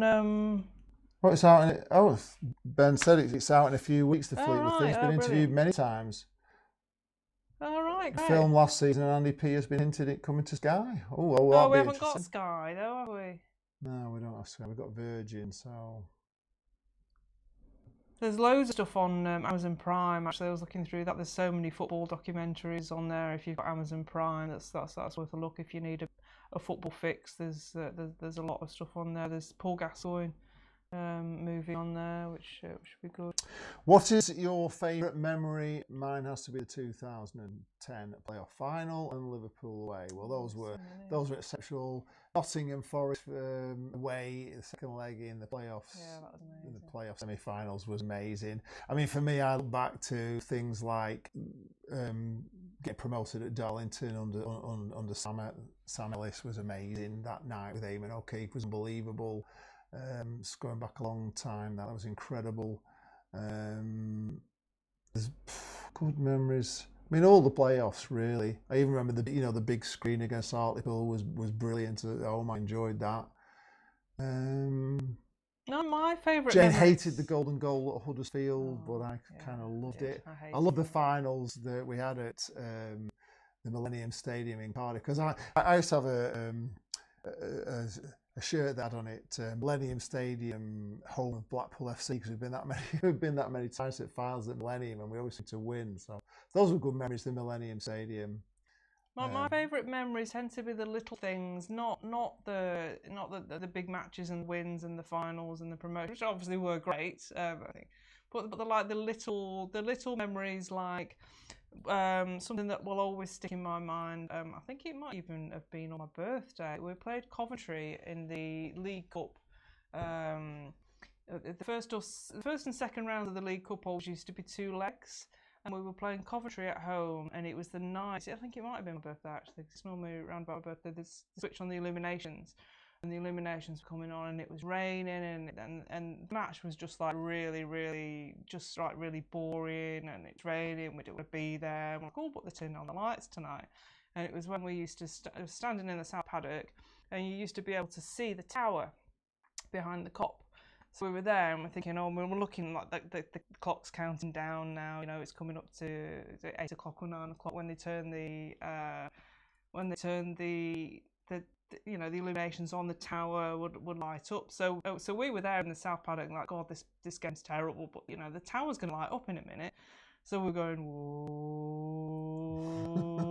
And the Coventry fans, I think they were in the Kop or in the East, and they couldn't see the tower. So they're like, you know, what's going on there? What are they doing? They went, whoa. And bang on at 9 o'clock when the tower exploded into the sky. I think it was sponsored by Tango at the time as well. But bang on that moment, David Linnigan came up, power header, scored a goal. So we've been going, whoa, this Coventry, and they're like, hey! And just as the tower came on, it exploded into a sky of tangerine, and then we scored this goal, and we went 1-0. I think we won that game. And I mean, God, I would love to know what the Coventry fans thought, because they were like, how did they know they were going to score?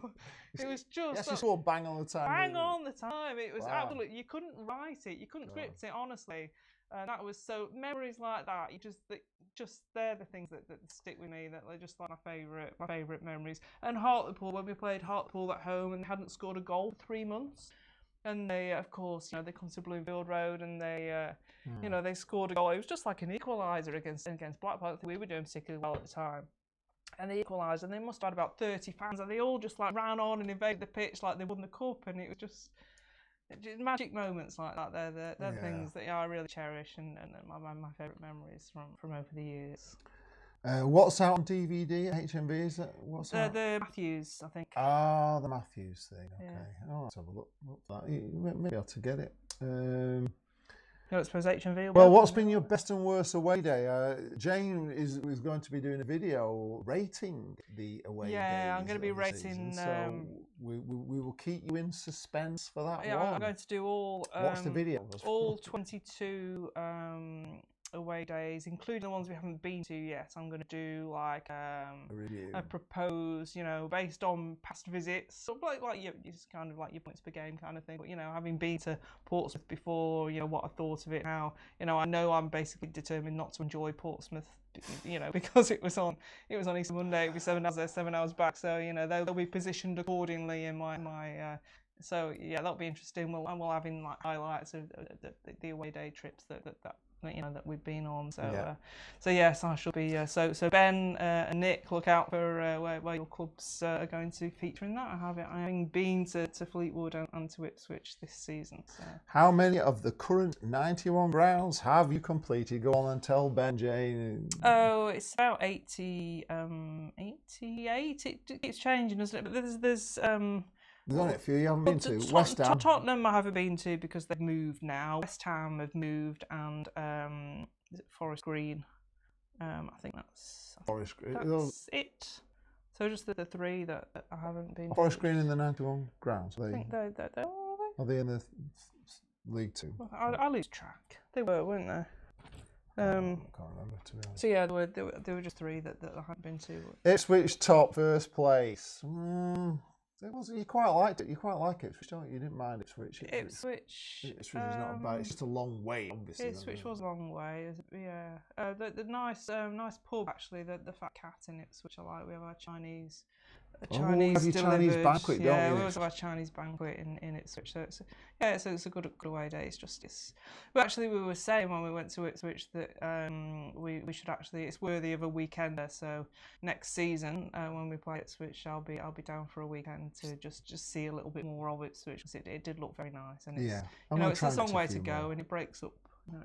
The journey a little bit if you go down on the Friday maybe and come back on the Saturday night or the Sunday. So yeah, watch this. Ben's on 50. Oh, that's pretty good going. Yeah, that's good going. You're only 18, aren't you? That's excellent. Yeah, going, he was going to go to Spurs on the weekend. Footy got cancelled, yeah. Well, we were going to go to Spurs for the blogging awards. Yes, we were. For the football content awards. Yeah, we booked for that, so... Well, we still have booked for it, so I guess potentially it's not going to be till no. I just really want to see that ground. And Everton's new ground looks amazing. It looks really amazing.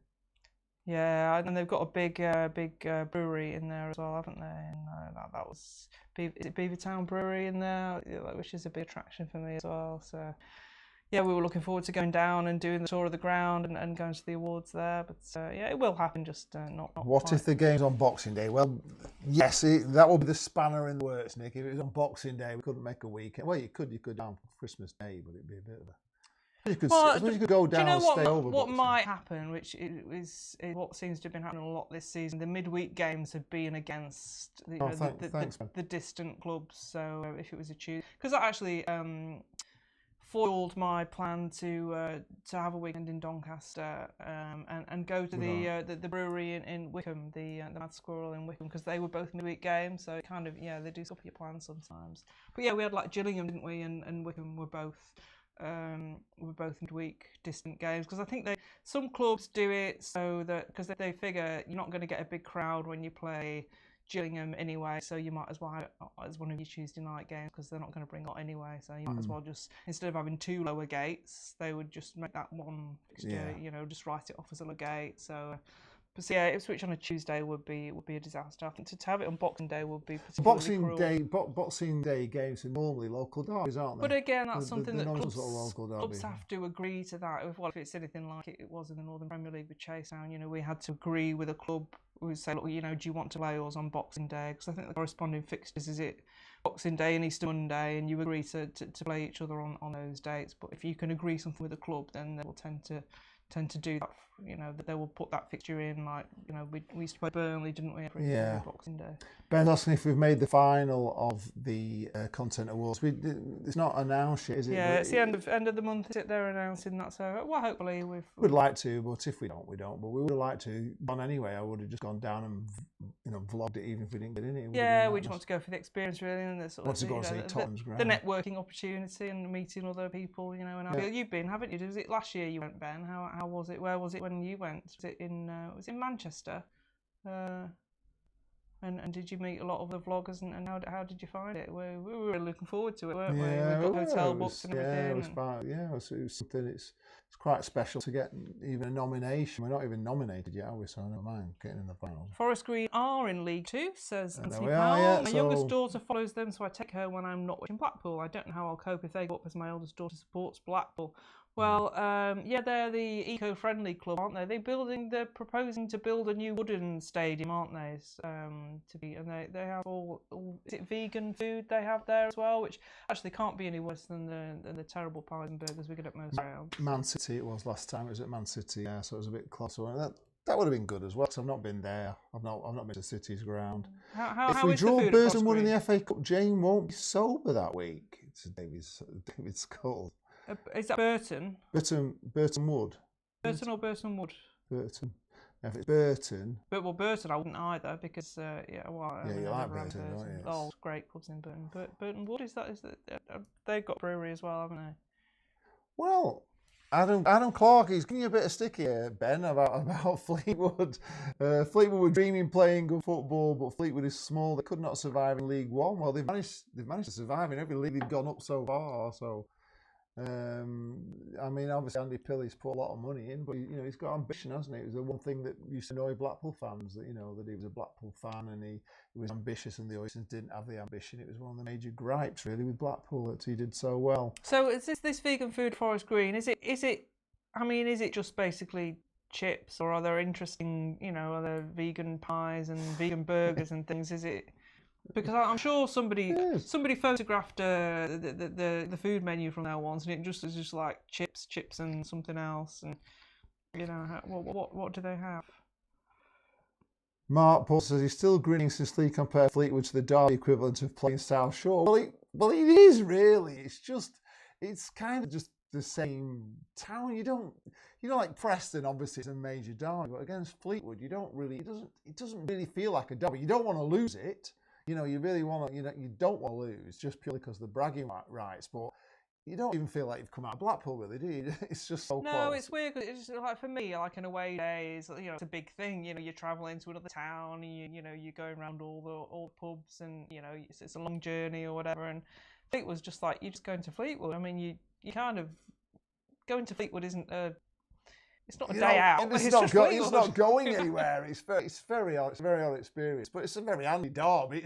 You don't have to do a lot of travelling to go play Fleetwood, so it's handy for that. But it's weird because it feels like Blackpool playing Blackpool. Really, it's weird. It's a weird experience. Yeah, Ben, I hope you get to the Football Content Awards as well. It'd be great. It'd be great if we could both be there, and we're not competing against each other, are we? We're in a different category, so we can. It would be great. I think Fleetwood Paul are quite proud of the fact they're a tram stop in Blackpool. I don't think they mind that jive. I think they quite like the fact they're called the tram stop in Blackpool because they literally are, really, aren't they? But they've done very well. They punched way above the heads. We found the stadium strange actually, Ben, because there's like a stand behind the stand, like still there, like an old ghost stand. We didn't quite it's the first time I've been, so it took me by surprise. Right behind the stand, there's also another stand on the left as we were looking towards the sea. So I don't know why that stand's still behind that stand, and will that come down? They're going to build a bigger stand on that side. We couldn't make that out. Update on the food at Forest Green. It's a Q pie, which is a corn pie, vegan sausage rolls, which taste a bit like the stuffing you find inside chicken, and occasionally vegan samosas. They even sell green Coca-Cola. What's green Coca-Cola? I've never heard of that. Where's the vegan one? Sorry, I missed that one. It's at Forest Green. Forest Green. Yeah. So corn pie. What are they like? The corn I'm not pies? too keen on corn. Vegan sausage rolls. I believe Greg's vegan sausage rolls are nicer than the normal, non-vegan sausage rolls. Oh, I should try them. Tastes a bit like stuffing you find inside chicken. I was never a big stuffing fan. With chicken. Well, I don't mind a bit. I like stuff in it. Yeah, don't mind. Vegan samosas. I'm not keen on samosas either, really, because of the pastry I get. Same with pies, really. I get indigestion if I have pastry. All right, so there we are. From Ben, if they go up, they've got plans to extend to an 8,000 capacity. Well, you probably would have to. If you went to the Championship, you'd definitely have to expand. You wouldn't have enough because you might as well make the money on the away fans and nothing else, because you're going to get miles bigger bigger away followings coming, 2,000-3,000. So you might as well put them somewhere. It's all money for you, isn't it? At the end of the day.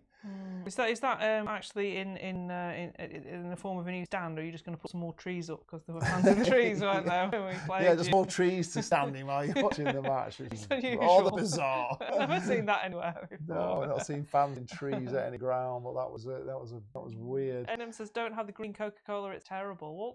What's in green Coca-Cola? What's different? Is it actually green? Is it just green because it's eco-friendly? And what's? Does it just not have anything in it, like no caffeine, no sugar, no anything bad for you? I suppose I would imagine is it all made out of Plus, that? there's bad stuff in Coke, isn't there? Much nicer than Greg's. There's occasional dog roaming around outside too. Oh, Yes. excellent. Yeah, we do like a good dog. Yeah. Good dog, apart from the one at Rotherham. Although he You seems keep he bringing did seem a Rother- nice she keeps dog. bringing, she keeps I bringing know. Rotherham back up. It was all honestly, it was awful. There was as we were walking in. That was harsh against the dog. It wasn't the dog that was the No, it problem, wasn't the was dog's fault. They handler. were just like, don't touch the dog, don't touch the dog. But it was like, he's still a dog. Not with his sniffing drugs or whatever. He's still a dog. He's not say, oh, I'm not a dog. You can't pet me, kind of thing. See, that's I another like it. potential top 10 that we could do. The top 10 dogs at football grounds this season. At least not quite so keen on that one, but I reckon I could do a top 10 on top 10 dogs of the season. Top 10 dogs. We've had some great dogs, haven't we? We had that Yeah, one we at, could do a top 10 dogs video. That may come up as well. Probably watch 3 views. Well, you know, we need content, don't we? There's no 3 football. views on the best dogs. My favourite dog actually was at Colwyn Bay. I went to watch Chasetown play Colwyn Bay. I went after the weekend. It's a lovely place actually. If we're ever allowed out again, if you ever get the opportunity to go, lovely place, lovely people. There's a dog called a Border Collie, I believe, called Peggy Sue, who actually spends the entire match stood up on her hind legs, leaning against the advertising audience watching the match, and she's superb. I actually interviewed her for the Chasetown match programme. Oh, wow. So she's one of my favourites. Worst away day for Ben was have people been clapping for the NHS? Yes. Bolton was the worst away day. Bolton was the worst away day. Yeah, it was. But Bolton was a disappointment because we just played so bad against Bolton. I thought Bolton was all right. I thought the stadium was really nice. Bit of a climb up to get to your seat. It was quite high, but apart from that, we just didn't. We were playing a team that had been assembled for about 10 days before, and we played like we were playing Barcelona or something. It was so defensive. It didn't make any sense. I thought we'd breeze Bolton away and we would have gone top of the league. We're driving down, so if we win this tonight, we go top of the league, and we played like a bunch of puddings. veggie extracts in green Coca-Cola doesn't sound very nice, that at all. Why would you even do that? Well, there is always that thing, Adam, if you're at school with mates and they're all Fleetwood fans and they're giving you some ribbing, that's just part of life. That's like Liverpool and United. You just have to take the blows if they get promoted, but it would be hard to take Fleetwood actually being above Blackpool, but they get up, don't they? Just away day, Doncaster. Yeah, Doncaster is great, isn't it? I've always loved going to Doncaster. I've had some great times there. Doncaster's ace. They got the family lovely zone. place. Aki was great as well. Aki was really good because they had but we've got a bit of trouble with Aki because we've thrown bottles and stuff a few times now. So talking about not letting as many Blackpool fans go to the next Accrington game, which is a shame because it was lovely. Worst away day, Burton. Why was that? I really enjoy Burton, but then I like beer, and it's fantastic for beer. So I always have a great time at Burton, even though the game was absolutely terrible. Sheffield United, Nottingham Forest for Nick. He loves those away days. Nottingham and Sheffield, they're great cities, aren't they? I like going to Nottingham and Sheffield. I've spent a lot of time in Sheffield. Again, great pubs. Just best away day for Kieran was Rochdale. Rochdale was good. It was amazing, but we should have won that game. The weather and the atmosphere. How we didn't win against Rochdale, I don't know. Well, we should have done. We actually looked like we were starting to gel as a team, and the players were passing to each other and everything. And I was actually really hopeful that day. And then I think he went to that game, didn't he? The the new Mansfield. Ben Mansfield went, and he was actually stunned by how many Blackpool fans had gone. He couldn't believe how many were there because there was a lot there. It was sort of our first local away day, wasn't it, since we've been back, really? And it was a great day out, definitely. But what made Blackpool sell Joe Dodo? Don't know. We were boycotting then. We weren't weren't watching we? them then, to be honest. So I couldn't even tell you what Joe Dodo was like, to be honest. It was a name I used to see popping up, scoring I occasionally. detached from it completely. Couple pubs at Doncaster and lovely stewards. Yeah. Hampton Stewards, very good. Yeah, It is, absolutely. it is. It's absolutely great, especially if especially for us and you, Ben, when you do these football vlogs, you've got to, you've got to have a bit of rapport with the stewards because, you can't make a film tell people about how, what the experience was like of going to Doncaster if they don't play along with you a bit. And I say that was the problem with Rotherham. They were just so miserable. They didn't want to join in. And I was actually filming the disabled facilities at Rotherham because they have these brilliant disabled facilities and they're kind of raised up in the middle of the stand so they're not getting wet. And I was just trying to film that and she was coming over, no filming. I'm like, I'm just trying to show how wonderful your disabled facilities are. And she was like, oh no, you can't film. And they were just awful. They were just rubbish. I like Burton. Smaller clubs always give you a good welcome. Yeah, Burton's. Oh, they had faggots as well, didn't they? They had the faggots and peas at Burton. Yeah, that's another. Yeah, it was a good part for football, which was absolutely dire. I love. Was that the game where Till got? That's the game where Till got sent off, Yeah. and we just hung on with 10 men. We got a draw, didn't we? But it was painful. Yeah, 0-0, I think it was. What do you think about Grayson? The Seaside had a few words for Grayson. I'm wondering what did you think about him and his tactics? We thought it was terrible. The first time Grayson Mark won, the first time we had him here, he was amazing. He was really great memories. Jane often goes on about the game, the 6-3 was it against Swansea. Stop press. Accrington sell pot noodles. I didn't notice that. That's news, isn't it? Pot noodle, yeah. So under Grayson, first time round against Swansea and just the playoffs and everything, he was absolutely brilliant. He left in a bit of a cloud, didn't he, with going to Leeds, but not many people begrudged him that because it was his boyhood club, so he could kind of take the fact that he went to Leeds. But the second time round, he was awful. He was just awful. The football was awful. In the main, we had a few games where we did play quite well. We did play well against Fleetwood at home. We did play well in the game after that as well. But other than that, football was dreadful, wasn't it? We didn't enjoy the football at all. Red went to Millwall Made 3 Jane times. cry. Yeah, Red went to Millwall 3 times in the late 70s, early 80s. Horrid. Brentford was always a good day out to wonder what their new ground will be like. Yeah, I went to Millwall. Was it the old ground or the new ground where you've got to walk through that alley coming out of the station? Always seemed a little bit too claustrophobic for me. I didn't really mind Millwall too much, but I guess in the 70s, early 80s, it would have been a completely different place. Brentford, always a good day out. I would argue with that because I've seen us lose. Was it 4 or 5-0 there in the very heavy rain on an open terrace at the one time? So not always a good day out. But of course, the pub on every corner, which was I think there's only 3 left now, isn't there? But yeah, looking forward to going to the new ground. Peter at home was, again, I was thinking about, we really played well under Grayson at Peter at home. I thought that was probably the best performance of the season, where we were just determined to win. We started off well, Southend away, didn't we? Yeah. Nick says terrace on 3 sides at Burton. Yeah, I love a terrace. I do love a terrace. I always stand up where I've got the opportunity to.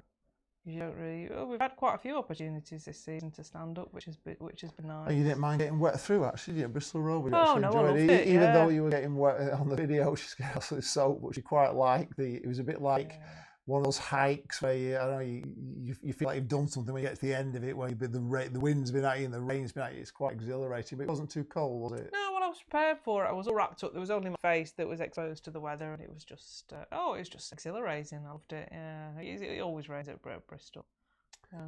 Who thinks Neil will have the tactics to get us up? Yep. Yes, definitely. I can't see, just thinking about it logically. I mean, he's come from obviously Liverpool Academy. He's been from the under-18s, the under-23s. He's been a major part of Liverpool's success. He's so well liked at Liverpool. Have all these connections. He's got top training badges, and I can't see him being anything else but he's going to play the Liverpool way, which everybody's admiring, or was, we were admiring. Which is now the Blackpool way. Which is now the Blackpool way, yeah, which is what they want. So, yeah, he seemed full of positivity. And I like the way the team was looking, like they were playing, even within a few games. I thought we looked a lot better. He actually got Joe Nuttall to score a goal, so that's something in that. So, yeah, I think he'll do really well for Blackpool. I'm full of hope with him. I think it's a great sign of a manager, to be honest. Terrace at the side looks weird, but suits behind the goal. Yeah, I guess you don't see so many by the side. Wimbledon, you're at the side, aren't you, on a terrace? Yeah, I just like it everywhere. I mean, I'm from my non-league days. It was all terracing pretty much. So. Oh, Nick has been to Stevenage a few times on ground hops. Some don't like it, but he does get good videos there. We'll have to look at your videos there on Stevenage. Stevenage, but I don't remember it. It was when I went to begrudgingly during the boycott. I just went to tick off the ground because I'd never been. But I think I just went. What is that the one?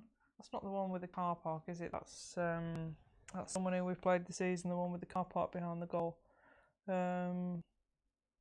No, I don't remember. I don't remember what it was like. I did go, but it was just like, I don't want to be here. Can I go back to the pub yet? And left before the end. Oyston is out, says Michael Reed. Yes, he definitely is. It's kind of old news, but yes, he's out. Smallest club shop ever, Burton. Oh, I didn't go there. I do like it. Aki is a great, well-run club. They are Aki, but when you go there and you look at like the size of the stand and how big it can get, it's pretty. I kind of liked it, and I like the fact that they're very down to earth. But I just looked at it, and then look at our ground, and you look at the potential we've got, the potential they've got, and they just they're a million miles away. But it's a nice place to go. It's a nice, friendly ground. Which old ground that's gone do you miss the most? Am I allowed to say Springfield Park, Wigan? Oh, really? It's like a grass bank. Yeah, it was great standing on that muddy bank. It was unique, wasn't it? It had character, definitely. It always rained. It was yeah, I'd love to go out there now. No, I didn't like that. I didn't like Walsall's old ground either. I went there, lost a few times. I hated that ground, that blooming old. Oh. I've been there shopping a few times. It's Morrison's now, but I never went when it was Fellows Park. Oh, respect from a Merthyr fan. Oh, hello. Well, Michael, respect from a Merthyr fan. Wow. Me. So how did you find the live stream for that, Michael, from Merthyr? You're welcome. Thank you for coming along. Yeah, we'd like to have more in from different clubs. It'd be great. It'd be great to get some different views. Was Oxford a good away day? Oxford. How did I get to Oxford? Did I go on the coach to Oxford? Was that the one where I cried? Was that Oxford? It might have been. I think that was the one where Larry made me cry.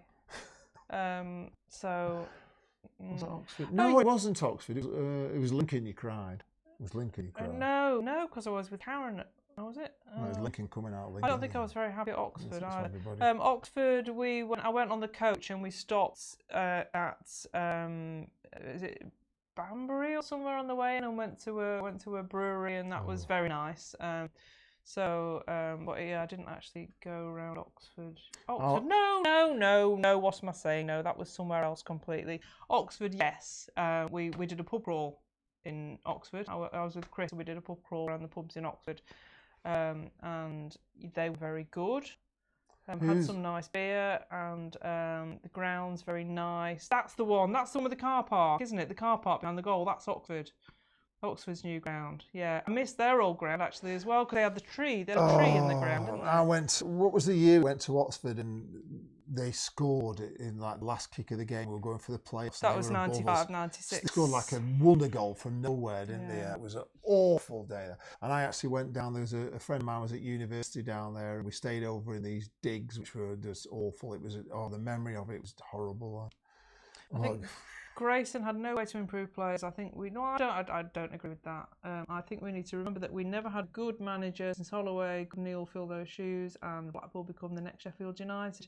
Yeah, no, I don't agree that he had no way to improve the players. I think if he could have motivated them and bigged them up and made them feel better within themselves, which he wasn't doing. If he was saying to players, I don't really care whether you stay or not, it's up to you, like I think someone said he did that about one of the lads that went out in January. It was like, you want, as a player, you would want the manager to say, look, we really want you to stay. You're a really important part of the team. I can see this is how you're going to fit in, and you could go on to, be a decent Championship or Premier League player. But for a manager to say, well, I'm not really bothered whether you, stay or go. It's nothing to me.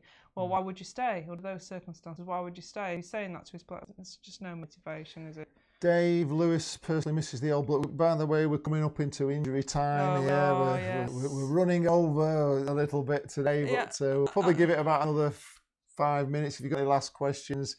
I really miss the old South Paddock. I do. I really miss do, the old Bloomers. I miss Block Q. I was in Block Q as well, Dave. I miss Block Q. We made so much noise in that Block Q. It was so loud in Block Q. I remember, the Hartlepool game in the playoff finals where the manager blamed the fact that his team didn't play well in the first leg because it was so intimidating and so loud. I think it was only like, what was it, 8,000 capacity, but we were so loud in that stand. That old wooden stand made so much noise. And you always felt when you're in the south stand that you could kind of influence the game more. You were closer to the action. You kind of sucked the players in. I used to love the South Stand, I kind of miss it. I do miss it. Anthony says there's a great Chinese buffet at Oxford called the Oxy Oriental. The owner always gives discounts to both home and away fans. One of the easiest grounds to get to and park. We shall make a note of that and maybe try it, Anthony. That sounds great. The Oxy Oriental. Yeah, we like a nice Chinese, don't we? Yeah. Ednam says Shrewsbury Town would be a good away day, but can be very cold if windy and wet on the ground, so you would need to wrap up warm. They have Bovril though at the ground, and the pies are awesome. Yeah. Well, there we are. Forget awesome pies. Yeah, I've been to Shrewsbury. Some great pubs in Shrewsbury, and one of the pubs puts a bus on to the ground as well. Bovril, wow, yeah, I do like a bit of Bovril. You don't get that a lot of ground. Ben saying thanks for the good stream. So we've done a few things to change it. We've gone on a wide connection. We've gone through a different program and everything. So hopefully this has worked a lot better and the sound's been a lot better. So we haven't had a dropouts that we had last week. So hopefully it's God bless. Anthony says thanks both. It's been entertaining. Any chance you could both do a live stream 7 days a week? Oh, yeah, gosh. well, if there was demand for it, we're definitely at the moment, we're just bored like you probably are. We're sat here and there's no football and we're thinking of things to do all the we could do a live stream. Maybe not this long. We're looking to bring out another video, a video, aren't we, once a week again to sort of up the content a little bit. But potentially now we've got the tech sorted out, and hopefully you guys have noticed, the hard work that Lee's put in this week to we're hoping it's an improvement on things. It's not quite right because I'm not getting the chat up on where I want it to be, but we'll sort that out for next week. Just from my side of things, I'm having to watch it on a different thing, but I've kept up with it. It's been okay, but it's been enjoyable. In fact, we can go back. We'll go back to where you see. Look at that. There we are. We're now full screen for you. So we got rid of all that. But yeah, we definitely have some good ideas for things that we hope you're gonna like going forward. Potentially something more regular, another regular slot at another point in the week. So watch this space, and thank you all for coming along and entertaining us. And it's been great chatting. So it's been wonderful. What do we think of the Old North Stand? The Old North Stand. The old cop. The old cop. For me, I was always south, so I just saw it from the other side. Of course, for most of the time, it was only half. It was just the away fans. It was. I should imagine it was different when it was full. And we were always. I always went to South Stand with my dad. Dave remembers the Shay. Remember the Shay, and he walked past the back alley getting bricked by those kids. I never went there. I'd love to. Was that the one with the? It had the speedway track round it, didn't it? The Shay. Did it have the speedway track round? So it was quite a long way away from the pitch. We had the big speedway track going round, and then the pitch. So it was a bit like an Olympic stadium where you had a running track round it, but it was the old speedway motorbike thing.